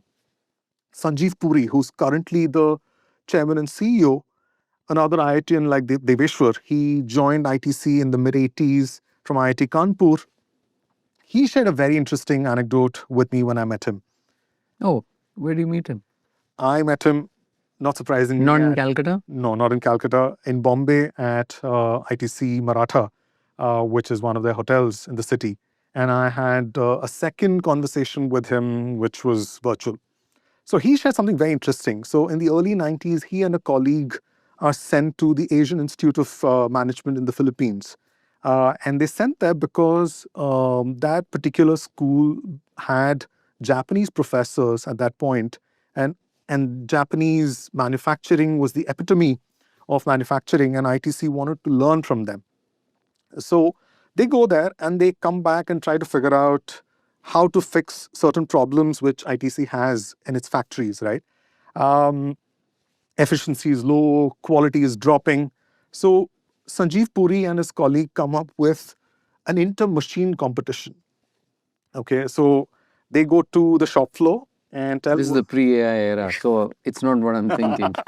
So they tell people, okay, three of you handle this particular machine, three of you handle this particular machine. We're going to have a competition, right, to see who manages to up their efficiency more at the end of a month or 2 months or 6 months. So teams are selected, there's a knockout stage, and there's a final round. And apparently, numbers did go up. He told me the efficiency score went up from the 60s to 97, and Wow. quality went up from 60 to 85. And he told me this is a sign of what one could do as a young executive at ITC. During this period, ITC is also unusually progressive for an Indian company. There's a very interesting anecdote from someone I spoke with. ITC used to have this sort of program for retirees to be. It's a 5-day session where they would sort of walk them through finance, health, and how to lead your life as a retiree. So one day he gets a request from a gay manager who wanted to bring his spouse. The problem was this program was only open to employees and their spouses. So the person who was leading this program was trying to figure out how to persuade his manager to do this, right? He just walked up to him and the manager said, yeah, go ahead and do it. If you think we should do it, you should do it, right? So, like I said, a lot of things were still intact, even if the organization was sort of being pulled in different directions. And if Deveshwar's job was to make sure that the culture was retained, the other thing was to make sure that ITC was in the right businesses at that point. So he decides to sell a majority stake in ITC Agrotech, which owns Sundrop, to America's Conagra Foods. And the reason is that this business couldn't be built on a domestic value chain because India imports much of its edible oil from elsewhere. And this is a company that got into hotels so that it could earn foreign exchange for the country. Now, you couldn't have the same company racking up a huge import bill on edible oil. So he gets ITC out of finance, he gets ITC out of edible oil. So you would think that after all that's happened in the 1990s, the cost of diversifying, Deveshwar wouldn't want to diversify any further. He would want to stick to the mainstay. But he sells all these businesses so that he can enter other businesses. But the Sogu Sosha, did I get that right? Dream is dead? Because with all of this, you're no longer trying to be a trader, you're trying to be closer to something else, right? It's not quite dead. There's a Deveshwar interview with Knowledge at Wharton from 2011, and he said, conventional wisdom at that point of time did not favor diversification as a prudent strategy of growth. Either we could remain in our comfort zone in an industry we'd run for almost 9 decades, or create multiple drivers of growth in the businesses of tomorrow to leverage the opportunities of this emerging Indian economy. We consciously chose the latter. The subtext here was that as profitable as cigarettes were, the doors were closing slowly but steadily on this particular business. In 2000, India had roughly 100 million smokers, and that number hasn't changed much even now. But as a percentage of population aged 15 and above, it's gone from 19% in 2000 to roughly 9%. So Deveshwar in 2000 had to find something new beyond hotels. So he sets up ITC Infotech. That's really tiny. Even to this day, it's very tiny. But the ones that will have really far-reaching consequences are FMCG and agri-commodities. So I.T.C becomes just ITC in 2001. This is yet another sign of the company distancing itself even further from cigarettes, even if in reality it's still very much a cigarette company. This is so Indian Tobacco Company became I.T.C, which means it still was Indian Tobacco Company, and now it's ITC. Like, it doesn't mean anything per se. The same way International Business Machines became IBM, and no one really calls the company International Business Machines anymore, or even thinks there's a relation.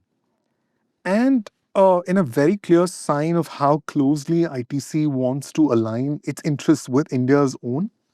The slogan that goes with the name change is no stops for India, no stops for ITC. I mean, this is a time when BAT is still desperate to up its stake in the company. And you asked about whether it's the end of the dream for the trading company, right? And I said, not quite. And that's because out of the the embers of this particular disaster comes something that's absolutely left field. Deveshwar knows that a strong value chain in agri commodities is non-negotiable if ITC has to have a shot in foods. They've sold the agri commodities business already till then. No, they sold the Sundrop brand. Ah.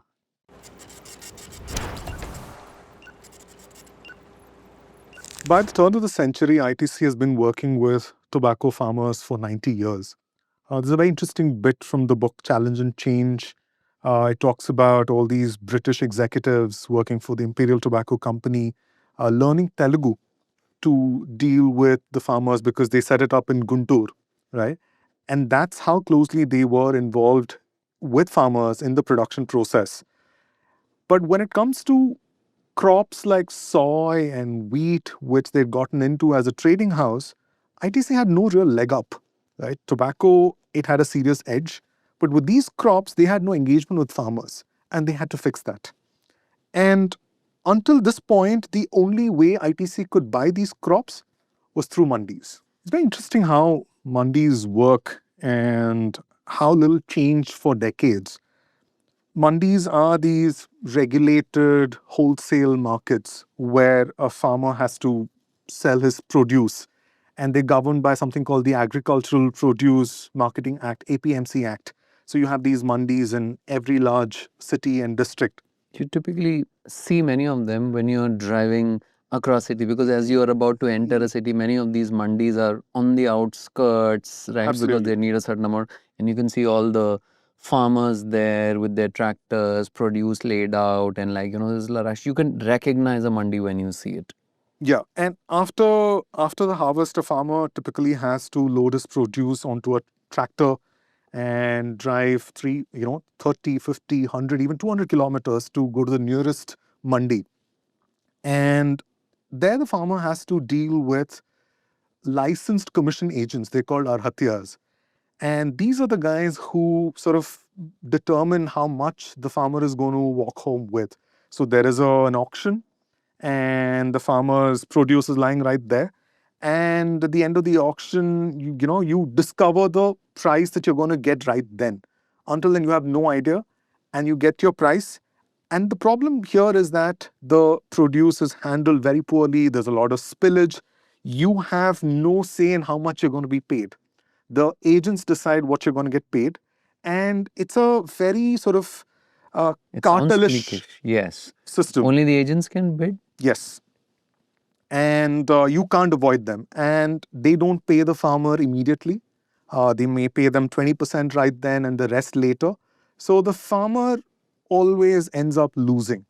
And this is the mandi that ITC was also dealing with at that point. It's not just the farmer who gets the short end of the stick in this whole process. Even ITC suffers. There's a very interesting explanation of what happens when ITC buys through a mandi. So ITC tells one of these licensed agents, this is what they want to buy, this is how much they want to buy, and this is the price range they're willing to pay for this, right? So if the, Say pulses, maybe. whatever, they want to buy soy, and they tell them we want to buy it between 100 and 150 rupees, right? And if the agent manages to get it for 80 rupees, he still buys it at a price that's within that range and sells it to ITC and pockets the difference. So he buys it for 100 and sells it to ITC for, buys it for 80 and sells it for 100 or 120. Okay. Right? But if the price is 170, the agent still buys it, but tells ITC, because the price was higher than the range that you gave me, I couldn't buy it today. So, and he stores the, soy, and the next day, ITC goes back to the agent to make up for the shortfall, and now the agent sells it to him at that price. So it's heads I win, tails you lose. Yeah. And if the farmer is always losing, the agent is always winning. Oh, it's interesting, right? The farmer is always losing and ITC or the buyer is always using, and it's like the agent which is actually pocketing the difference on both sides. Yeah, Interesting. absolutely. S. Sivakumar, an alumnus of the Indian Rural Management Institute in Anand in Gujarat, who joins ITC in the 80s after a 6-year stint with a farmers cooperative, he goes to Deveshwar with an idea. He's heading the International Agribusiness Division, and he's got a solution to fix this whole mandi problem. He comes up with the idea for e-Choupal. You know what Choupal is, right? It's a gathering place for farmers in villages. Shivakumar actually pitched a pilot to Deveshwar for e-Choupal, and he asked for 50 lakhs to run the pilot. Deveshwar gave him 10 crore, 20 times the amount that he asked. Now, it's almost unimaginable to think of another conglomerate giving 20 times the amount that a manager is asking for a pilot, or even startups. So that should tell you something about conviction in ITC. Yeah, I guess what he saw was the idea itself, right?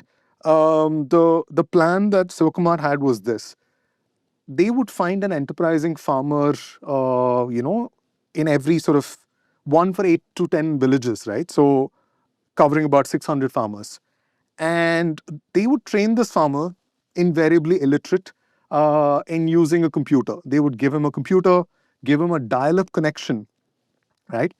And he would be responsible for teaching the other farmers in that particular area.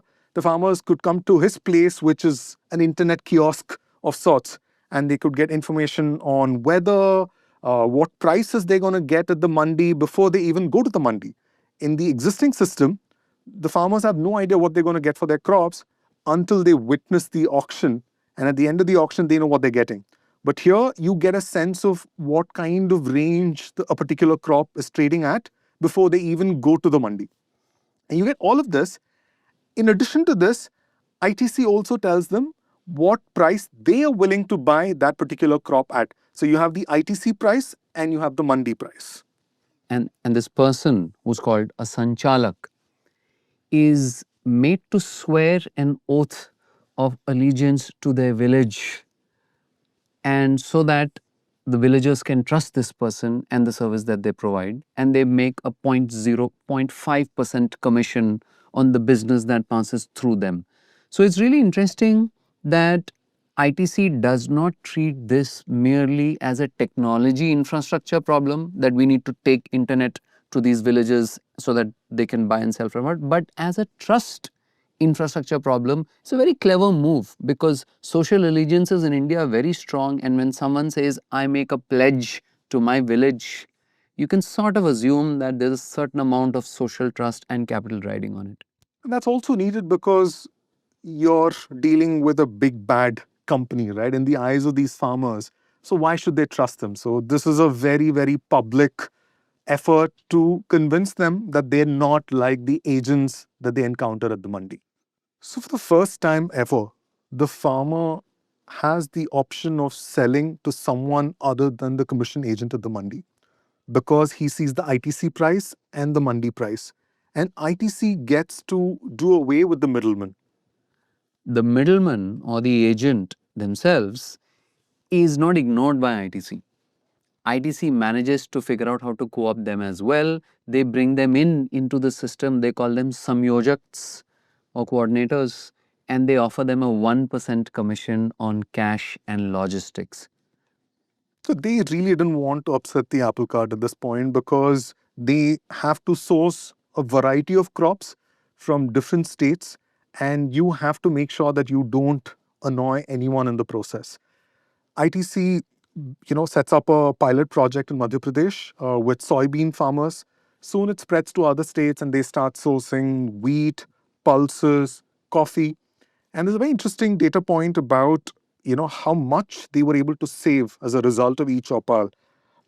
The transaction costs involved in sourcing soybean.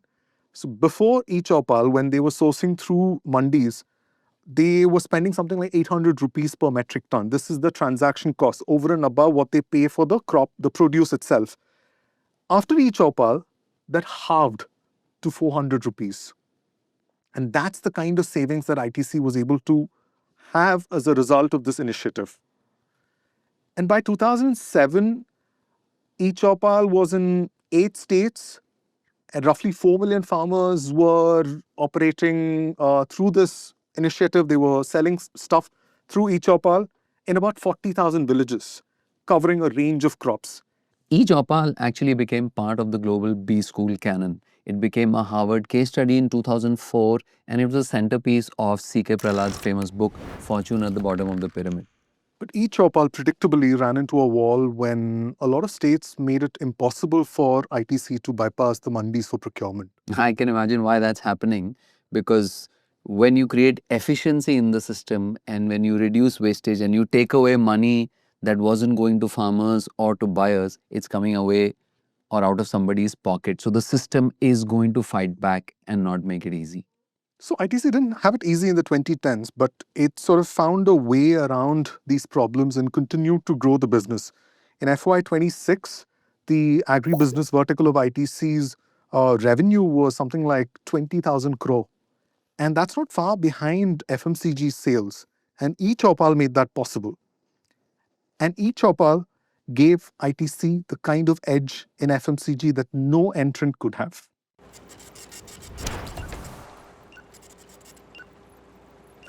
ITC launches a bunch of things in the early 2000s. There's Will's Lifestyle, you remember that? An apparel chain. I bought clothes from Will's Lifestyle.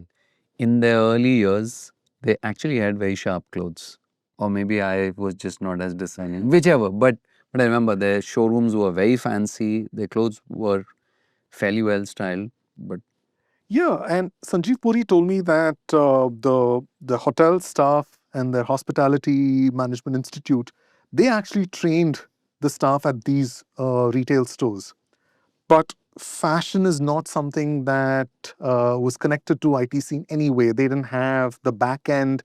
It's not like they had a pulse on what the kids of those days were wearing. So it didn't really take off. ITC sort of kept it alive for a long time. Then it shut it down just in the 2020s. And in the early 2000s, it also used its sort of paper, chops to get into office and school stationery. The brands were called Papercraft and Classmate. I know them because I buy them.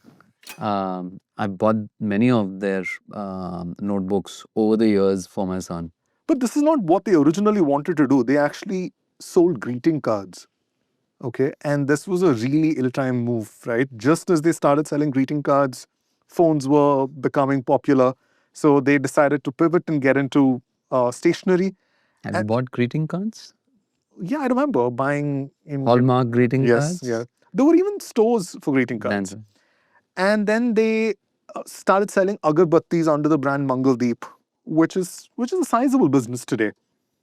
But the business that is the standout of Deveshwar's time is foods. While ITC had Sundrop edible oil in the 90s, it was more of a commodity business than an FMCG business.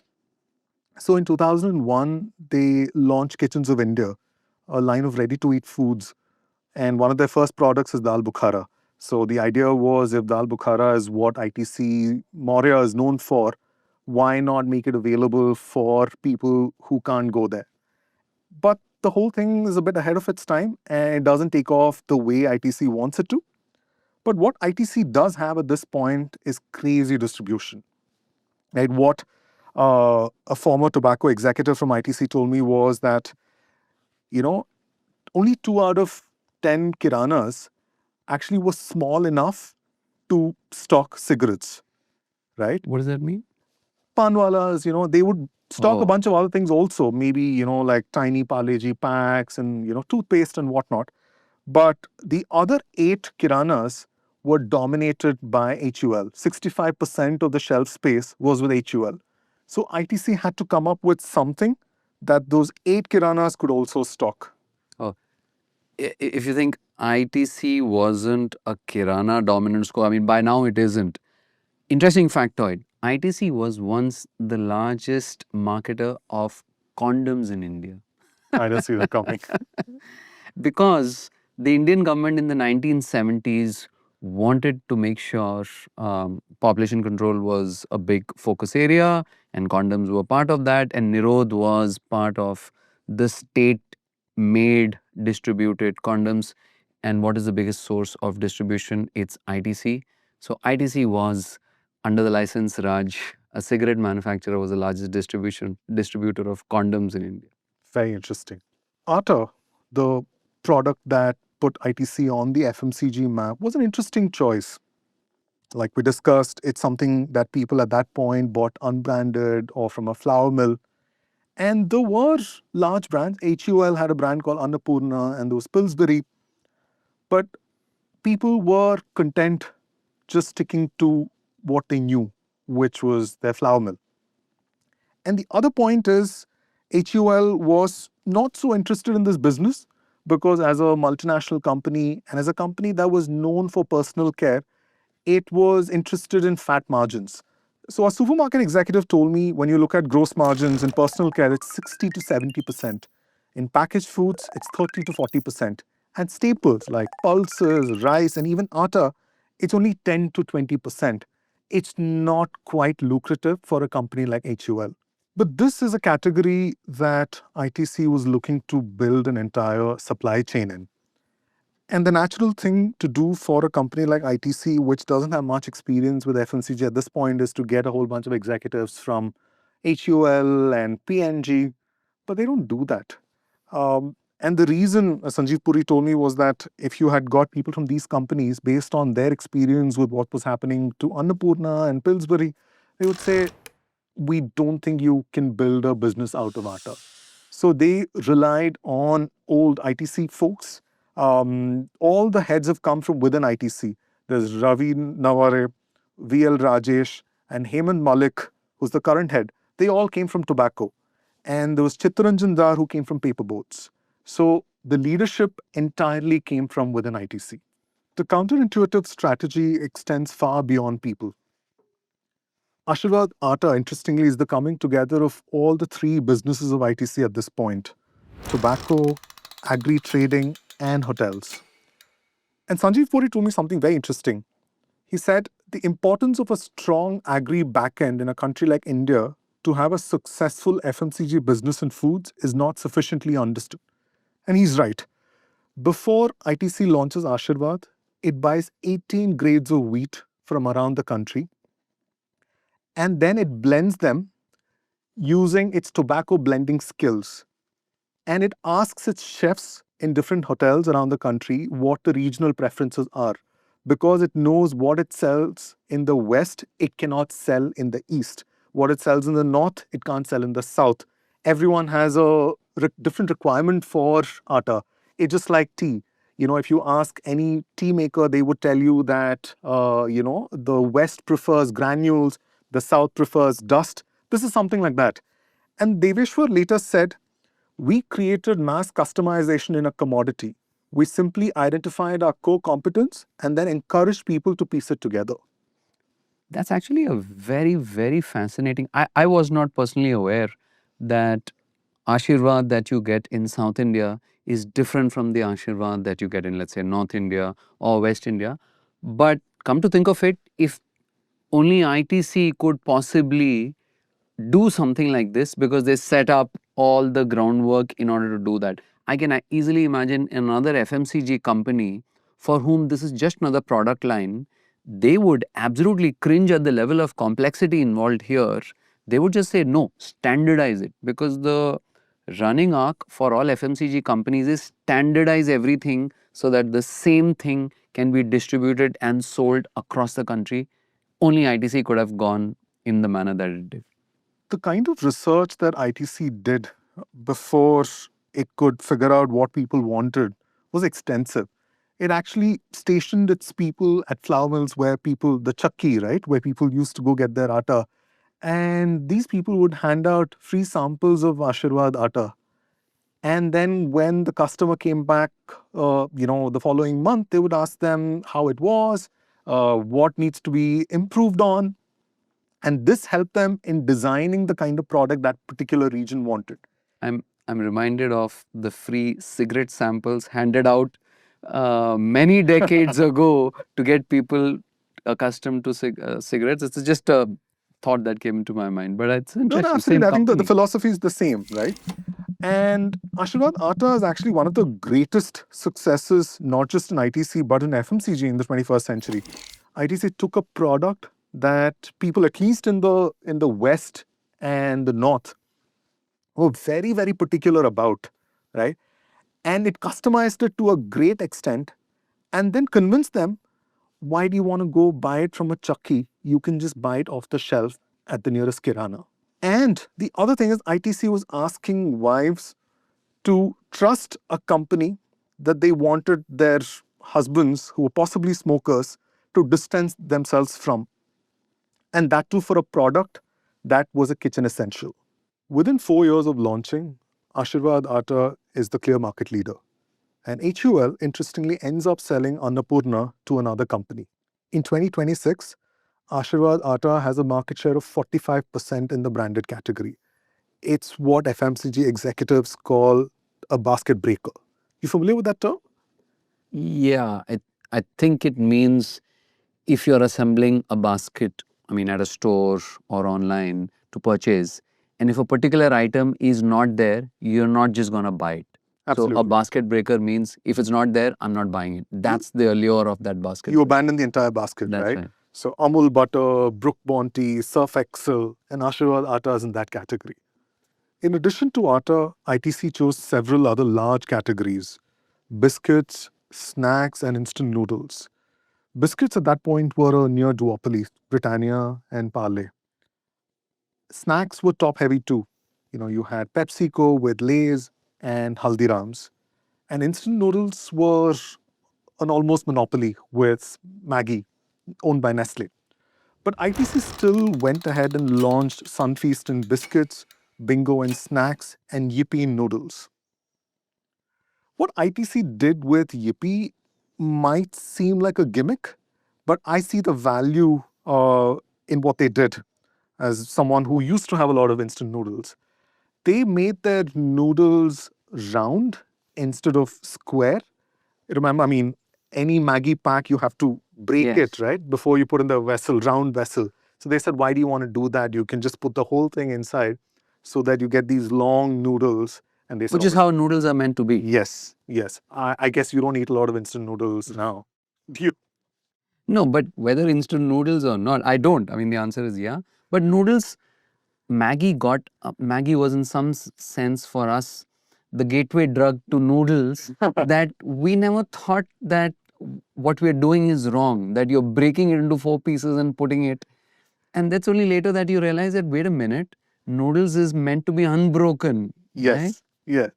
And what they've achieved is remarkable. Maggie still has a 60% market share, and Yippee is a distant second, but they still have 20%, and that's not bad at all. Well, they didn't have the golden chance when Maggie was banned in India. Yes. And Yippie's market share shot up during that period. But once Maggie came back, that market share dropped back to 20%. I just wonder why. Because, I mean, of course, the obvious answer is that Maggie had a great draw and with consumers. But I think that was one of the lost opportunities for Yippie. Yeah, I would think so too.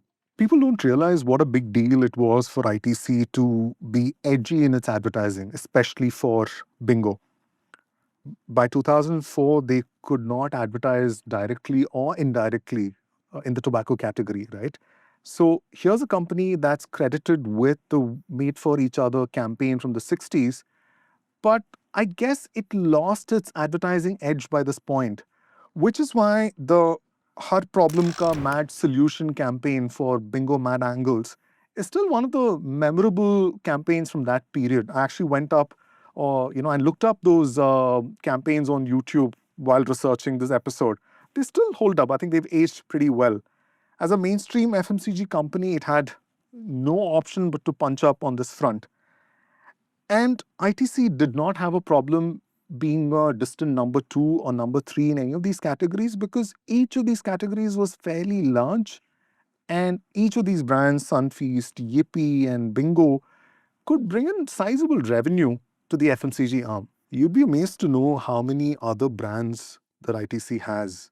Sunbeam Coffee, Candyman, Be Natural Juices, Fabel Chocolates, Farmland Frozen Peas and Corn. ITC even sells coffee pods and luxury breath mints, which I didn't know. What are luxury breath mints? Just breath mints which are expensive. But it's hard to find categories which are untapped by other FMCG companies.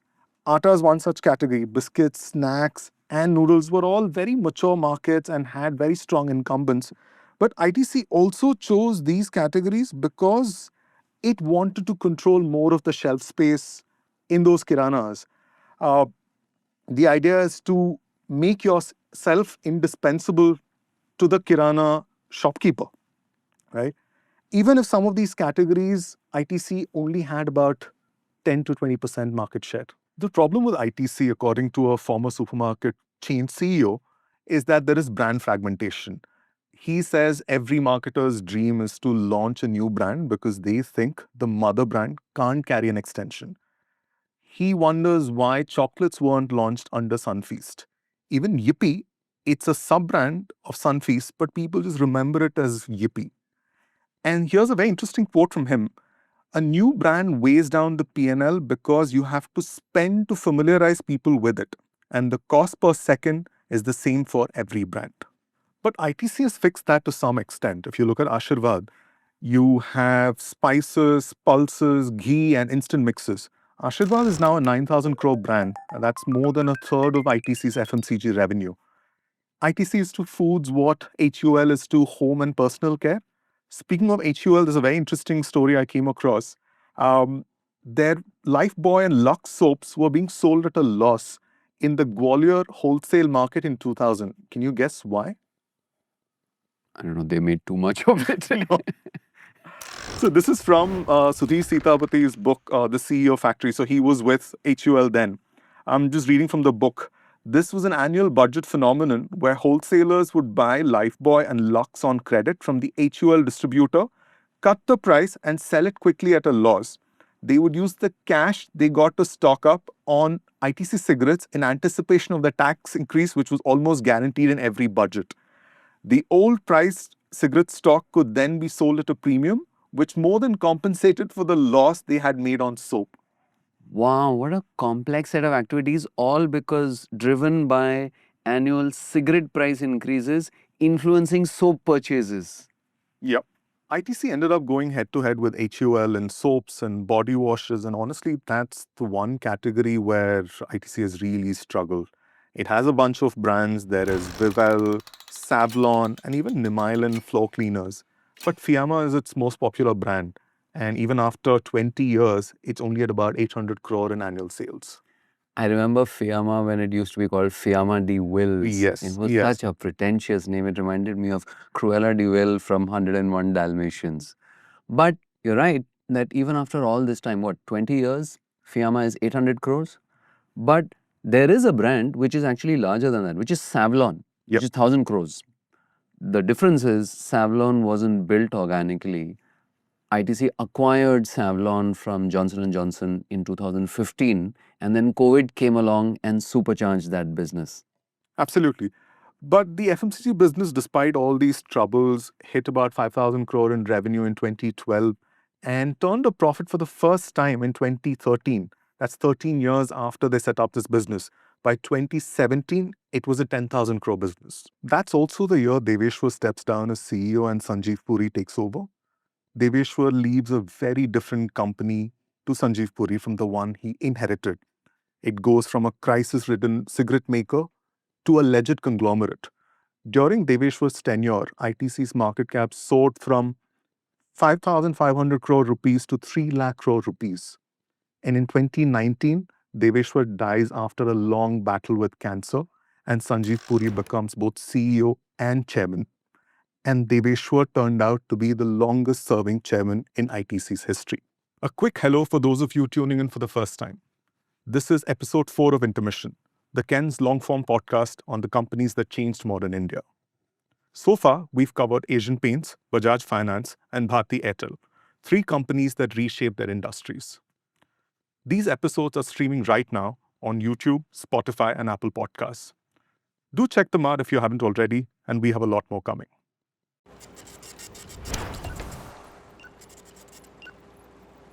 As all this is happening at ITC, something is spreading like wildfire in the world of nicotine. Remember Juul? Yeah.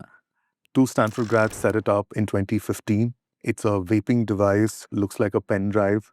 There were countless stories about how Juul became the most confiscated items in school bags. And tobacco companies suddenly have FOMO. They are wondering if this is the future of smoking.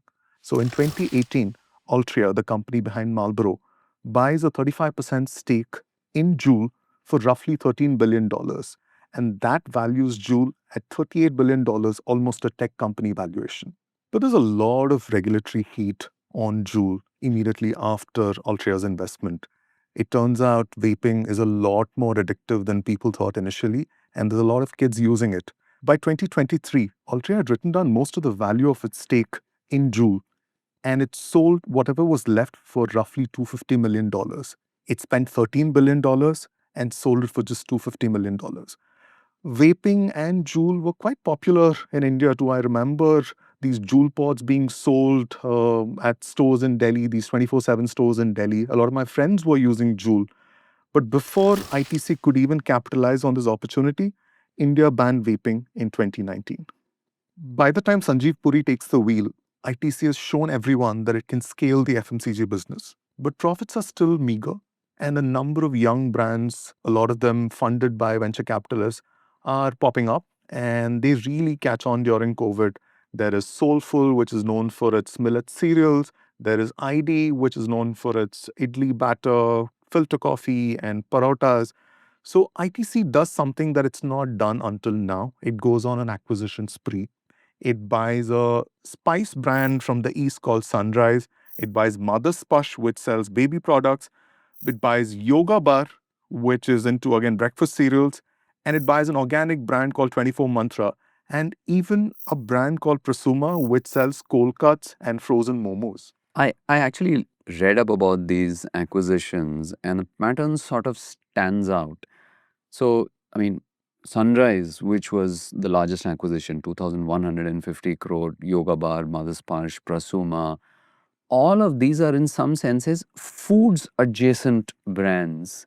And the acquisition method that ITC follows is acquire a minority stake first, but sort of have this glide path to being 100% owner. And a way to sort of think of it is like buy like a private equity company, which also has a Kirana network of its own. Yeah, and it wants to make sure that these brands can scale even if after ITC makes the initial investment. And then within 3 years or 4 years, it ends up owning pretty much all of that company. There's no part of your kitchen ITC wants to leave untouched.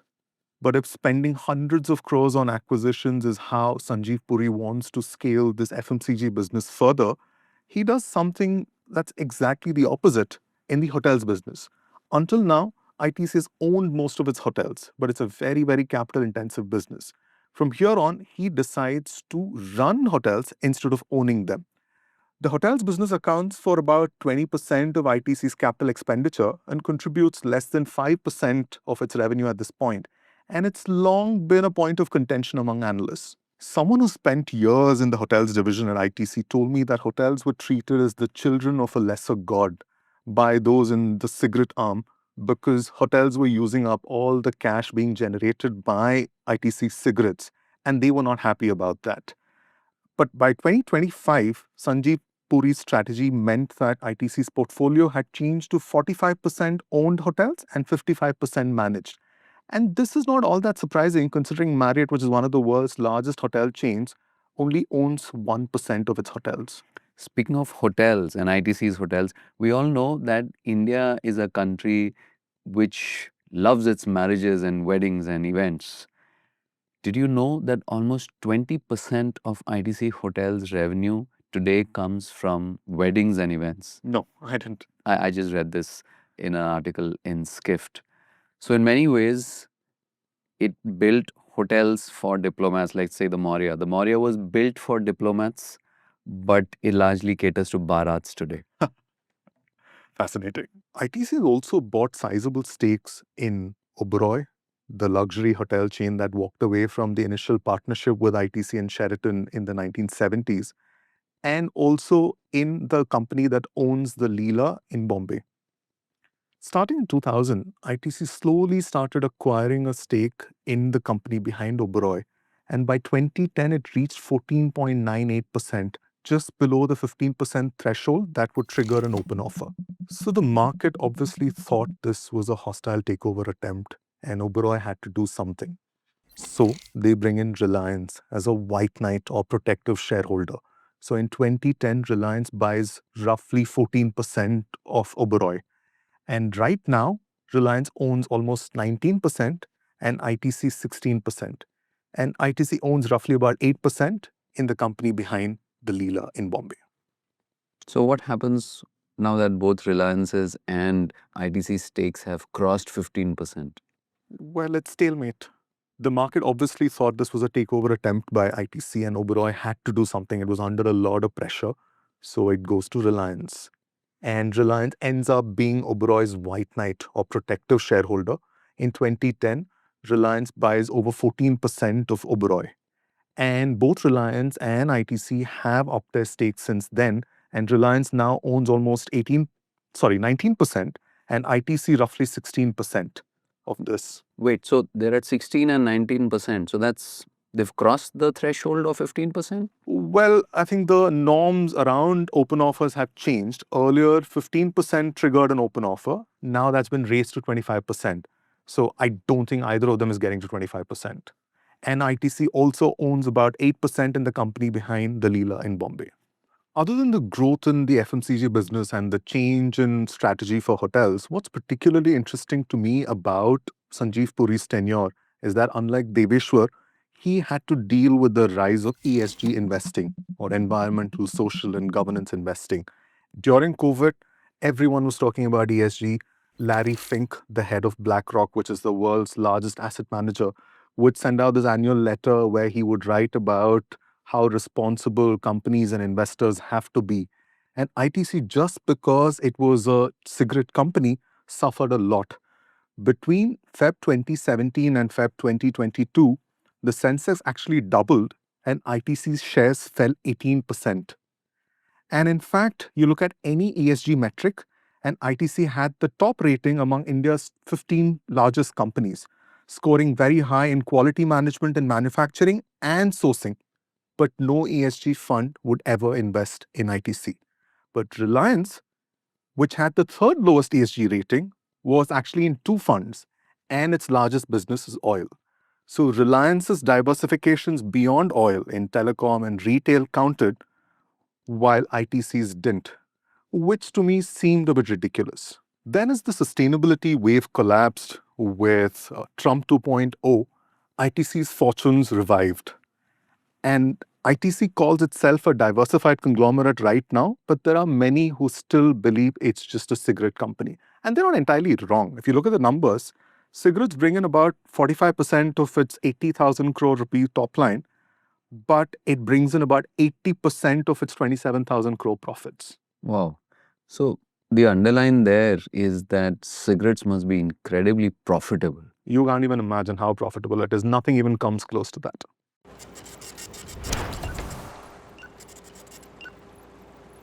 In early 2025, ITC addressed this criticism around hotels that the division requires too much capital but contributes too little in the larger scheme of things. It demerged ITC Hotels and listed it, but still owns about 40% of the company. And no one really doubts ITC's might as an FMCG business. It has shown that it can take it to great heights, but the profit margins are still considerably lower than its competitors. Some say it depends too much on Aashirvaad. Aashirvaad contributes about 37% to its FMCG revenue, whereas HUL doesn't count on Surf Excel, its largest brand, as much. Though cigarettes dominate ITC's profits, the government is clearly putting a squeeze on the company. This year, the government raised taxes on cigarettes quite dramatically by anywhere between 20 and 55% based on the size of the cigarette. ITC has been warning that these higher taxes will actually lead people to illicit, untaxed cigarettes which come from other markets, and also that smokeless tobacco products like gutkha and chewing tobacco will become more popular. Take that with a little bit of a pinch of salt, because after the largest tax increase on cigarettes in history, ITC's revenue, if I'm not mistaken, grew 13.7% in FY 2026, largely on the basis of price increases. So the economics of addiction work a little differently. Yeah, I guess it's an inelastic product when it comes to prices. But as a country where millions of people can't even afford basic healthcare, the government cannot afford a rising incidence of cancer and other diseases caused by tobacco. The government's coffers could certainly do with the taxes from cigarettes. But there's another reason why the government, more than anybody else, wants ITC to flourish. Between LIC and other insurers and UTI, the government owns 27% of the company, making it the single largest shareholder. And BAT, British American Tobacco, which once owned all of ITC, now owns just about 23%. The government's role is really interesting here, because there's another fact. 10% of consumption in India of tobacco is legally through cigarettes. But 80%, and that leads to 80% of the revenue that the Indian government makes through tobacco. That should tell you something, right? I mean, in many ways, and of course, like, LIC owns 27% of ITC. So LIC and other government and institutions. other government. So the government, in many ways, simultaneously, it's the regulator, the punisher, and the largest beneficiary shareholder. It's an incredible set of conflicts. ITC's global peers are desperately clinging to cigarette alternatives like nicotine pouches, heated tobacco, and e-cigarettes, and that's because their diversifications in other areas haven't worked.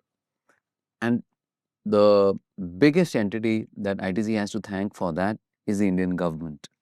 Because in 2019, the Indian government just went out and banned e-cigarettes.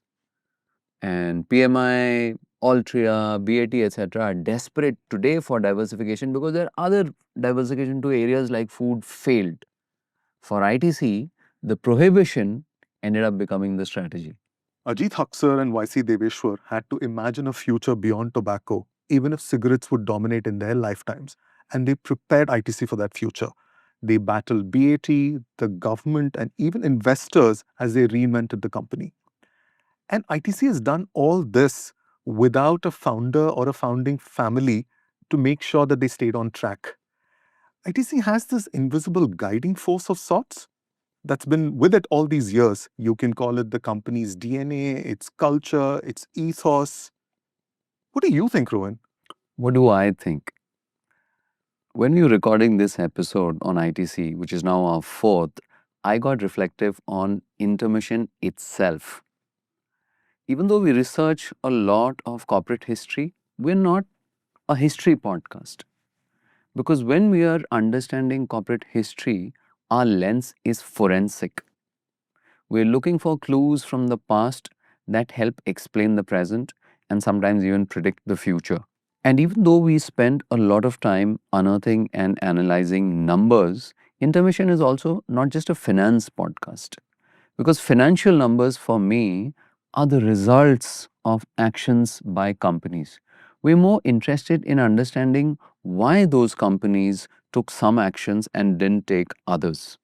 In fact, why do some companies earn that accounting moniker of going concern? Finally, Intermission is also not just a strategy podcast. And the answer to that is that old adage, culture eats strategy for breakfast. What makes some organizations truly great and lasting is their culture, their people, their leaders, their beliefs, their values, and their ways of work. Intermission is none of these, and yet it's all of these. Intermission is our attempt to unearth, study, and chronicle that beating heart which is at the core of truly great and lasting companies. When the chips are really down and the odds are stacked against them, what do they do? How do they do? And why do they do? And so, what does that mean for ITC? I've been thinking, if you look at their corporate history, there is this long arc of what I think of as irrelevance. This is a business that was founded on tobacco and on cigarettes, and the business knows that in the long run, it is going to become irrelevant and dead. And I think that long arc of irrelevance leads to a long arc of diversification. Imagine if someone tells you that you're not, something is not going to be around 50 years from now and you start preparing for it 50 years in advance. That's definitely playing out. The second thing that stood out in history is that it has no controlling shareholder. Now, the lack of a controlling shareholder can sometimes be a bad thing. And in this case, it actually means there is no pressure on ITC to satisfy the demands of a controlling shareholder who wants more returns, who wants a refocus on the core, etc. And now, if you and its core business itself, which or the original business, cigarettes, is immensely profitable, and it is the undisputed leader. So you have this business which is going to become irrelevant in the future, but in the present, it is incredibly profitable, even though it may be declining, and you're the undisputed leader. And that money can be used to fund other activities, right? And because this business started in tobacco and in farming and with farmers, ITC's history is very strongly connected to a keen understanding of what is happening on the ground with farmers, and I think that has helped it go into other areas where it's not just about tobacco farming. Finally, I think the most important thing that I take away from its history is that ITC has just been punished by everyone, right? It's been punished by the government and regulators. It's been punished by stock investors who shun it over time. It's been punished by its parent investors. So it's like this weight of when everybody in the world is against you, it sort of unlocks a new kind of energy. Sometimes we see that in individuals and children, they grow up to be truly great because of that pressure. That brings me to the actions that ITC has undertaken over the many decades of its existence. Now, ITC's primary business is not cigarettes. It's actually in the business of addiction. Diversification, as I see it, is ITC's attempts to de-addict itself from dependence on that business, right? So it is actually a conglomerate which is in a perpetual search for new opportunities. And as a result of which, it has a very high acceptance of experiments, bets, and failures. Why? Because it knows that I'm trying to diversify away from being addicted to cigarettes. It also has this, therefore, willingness to recombine what they have into things that they don't, which is why they can take a Bukhara and combine it with delivery, or they can combine it with blending, etc. It does all of that. And I think finally, an important point that came up to me was they're happy being number 3 or number 4 in a sector, whereas a larger FMCG giant may not be, because that's the FMCG business code, right? I think ITC is fine, because for ITC, if you are profitable, even at number 3 or number 4, it is adding up to a large diversified portfolio, which was the point. And finally, what kind of a culture does this organization have? I'll admit it was a little hard for me to think about this, because normally there are strong founders that instill culture, there are key products, there are strong relationships with a certain set of customers. But in ITC's case, that was not it. Instead, I feel like one strong element of culture is this drive across the organization, which is we have this impending death of our core business, and that drives everyone else. I mean, nothing else can explain how this is an organization like no others, which knows how to satisfy a high-end international traveler or a business traveler walking into their five-star hotels, or a subsistence farmer from whom they have to buy produce, or households and homemakers, or smokers. I think, their ability to satisfy and engage with such a variety of customers and stakeholders has in turn made them very resilient, and given them a set of capabilities that few other organizations have as part of their culture. Now, all of this got me thinking about the future for ITC, and two things personally stood out for me.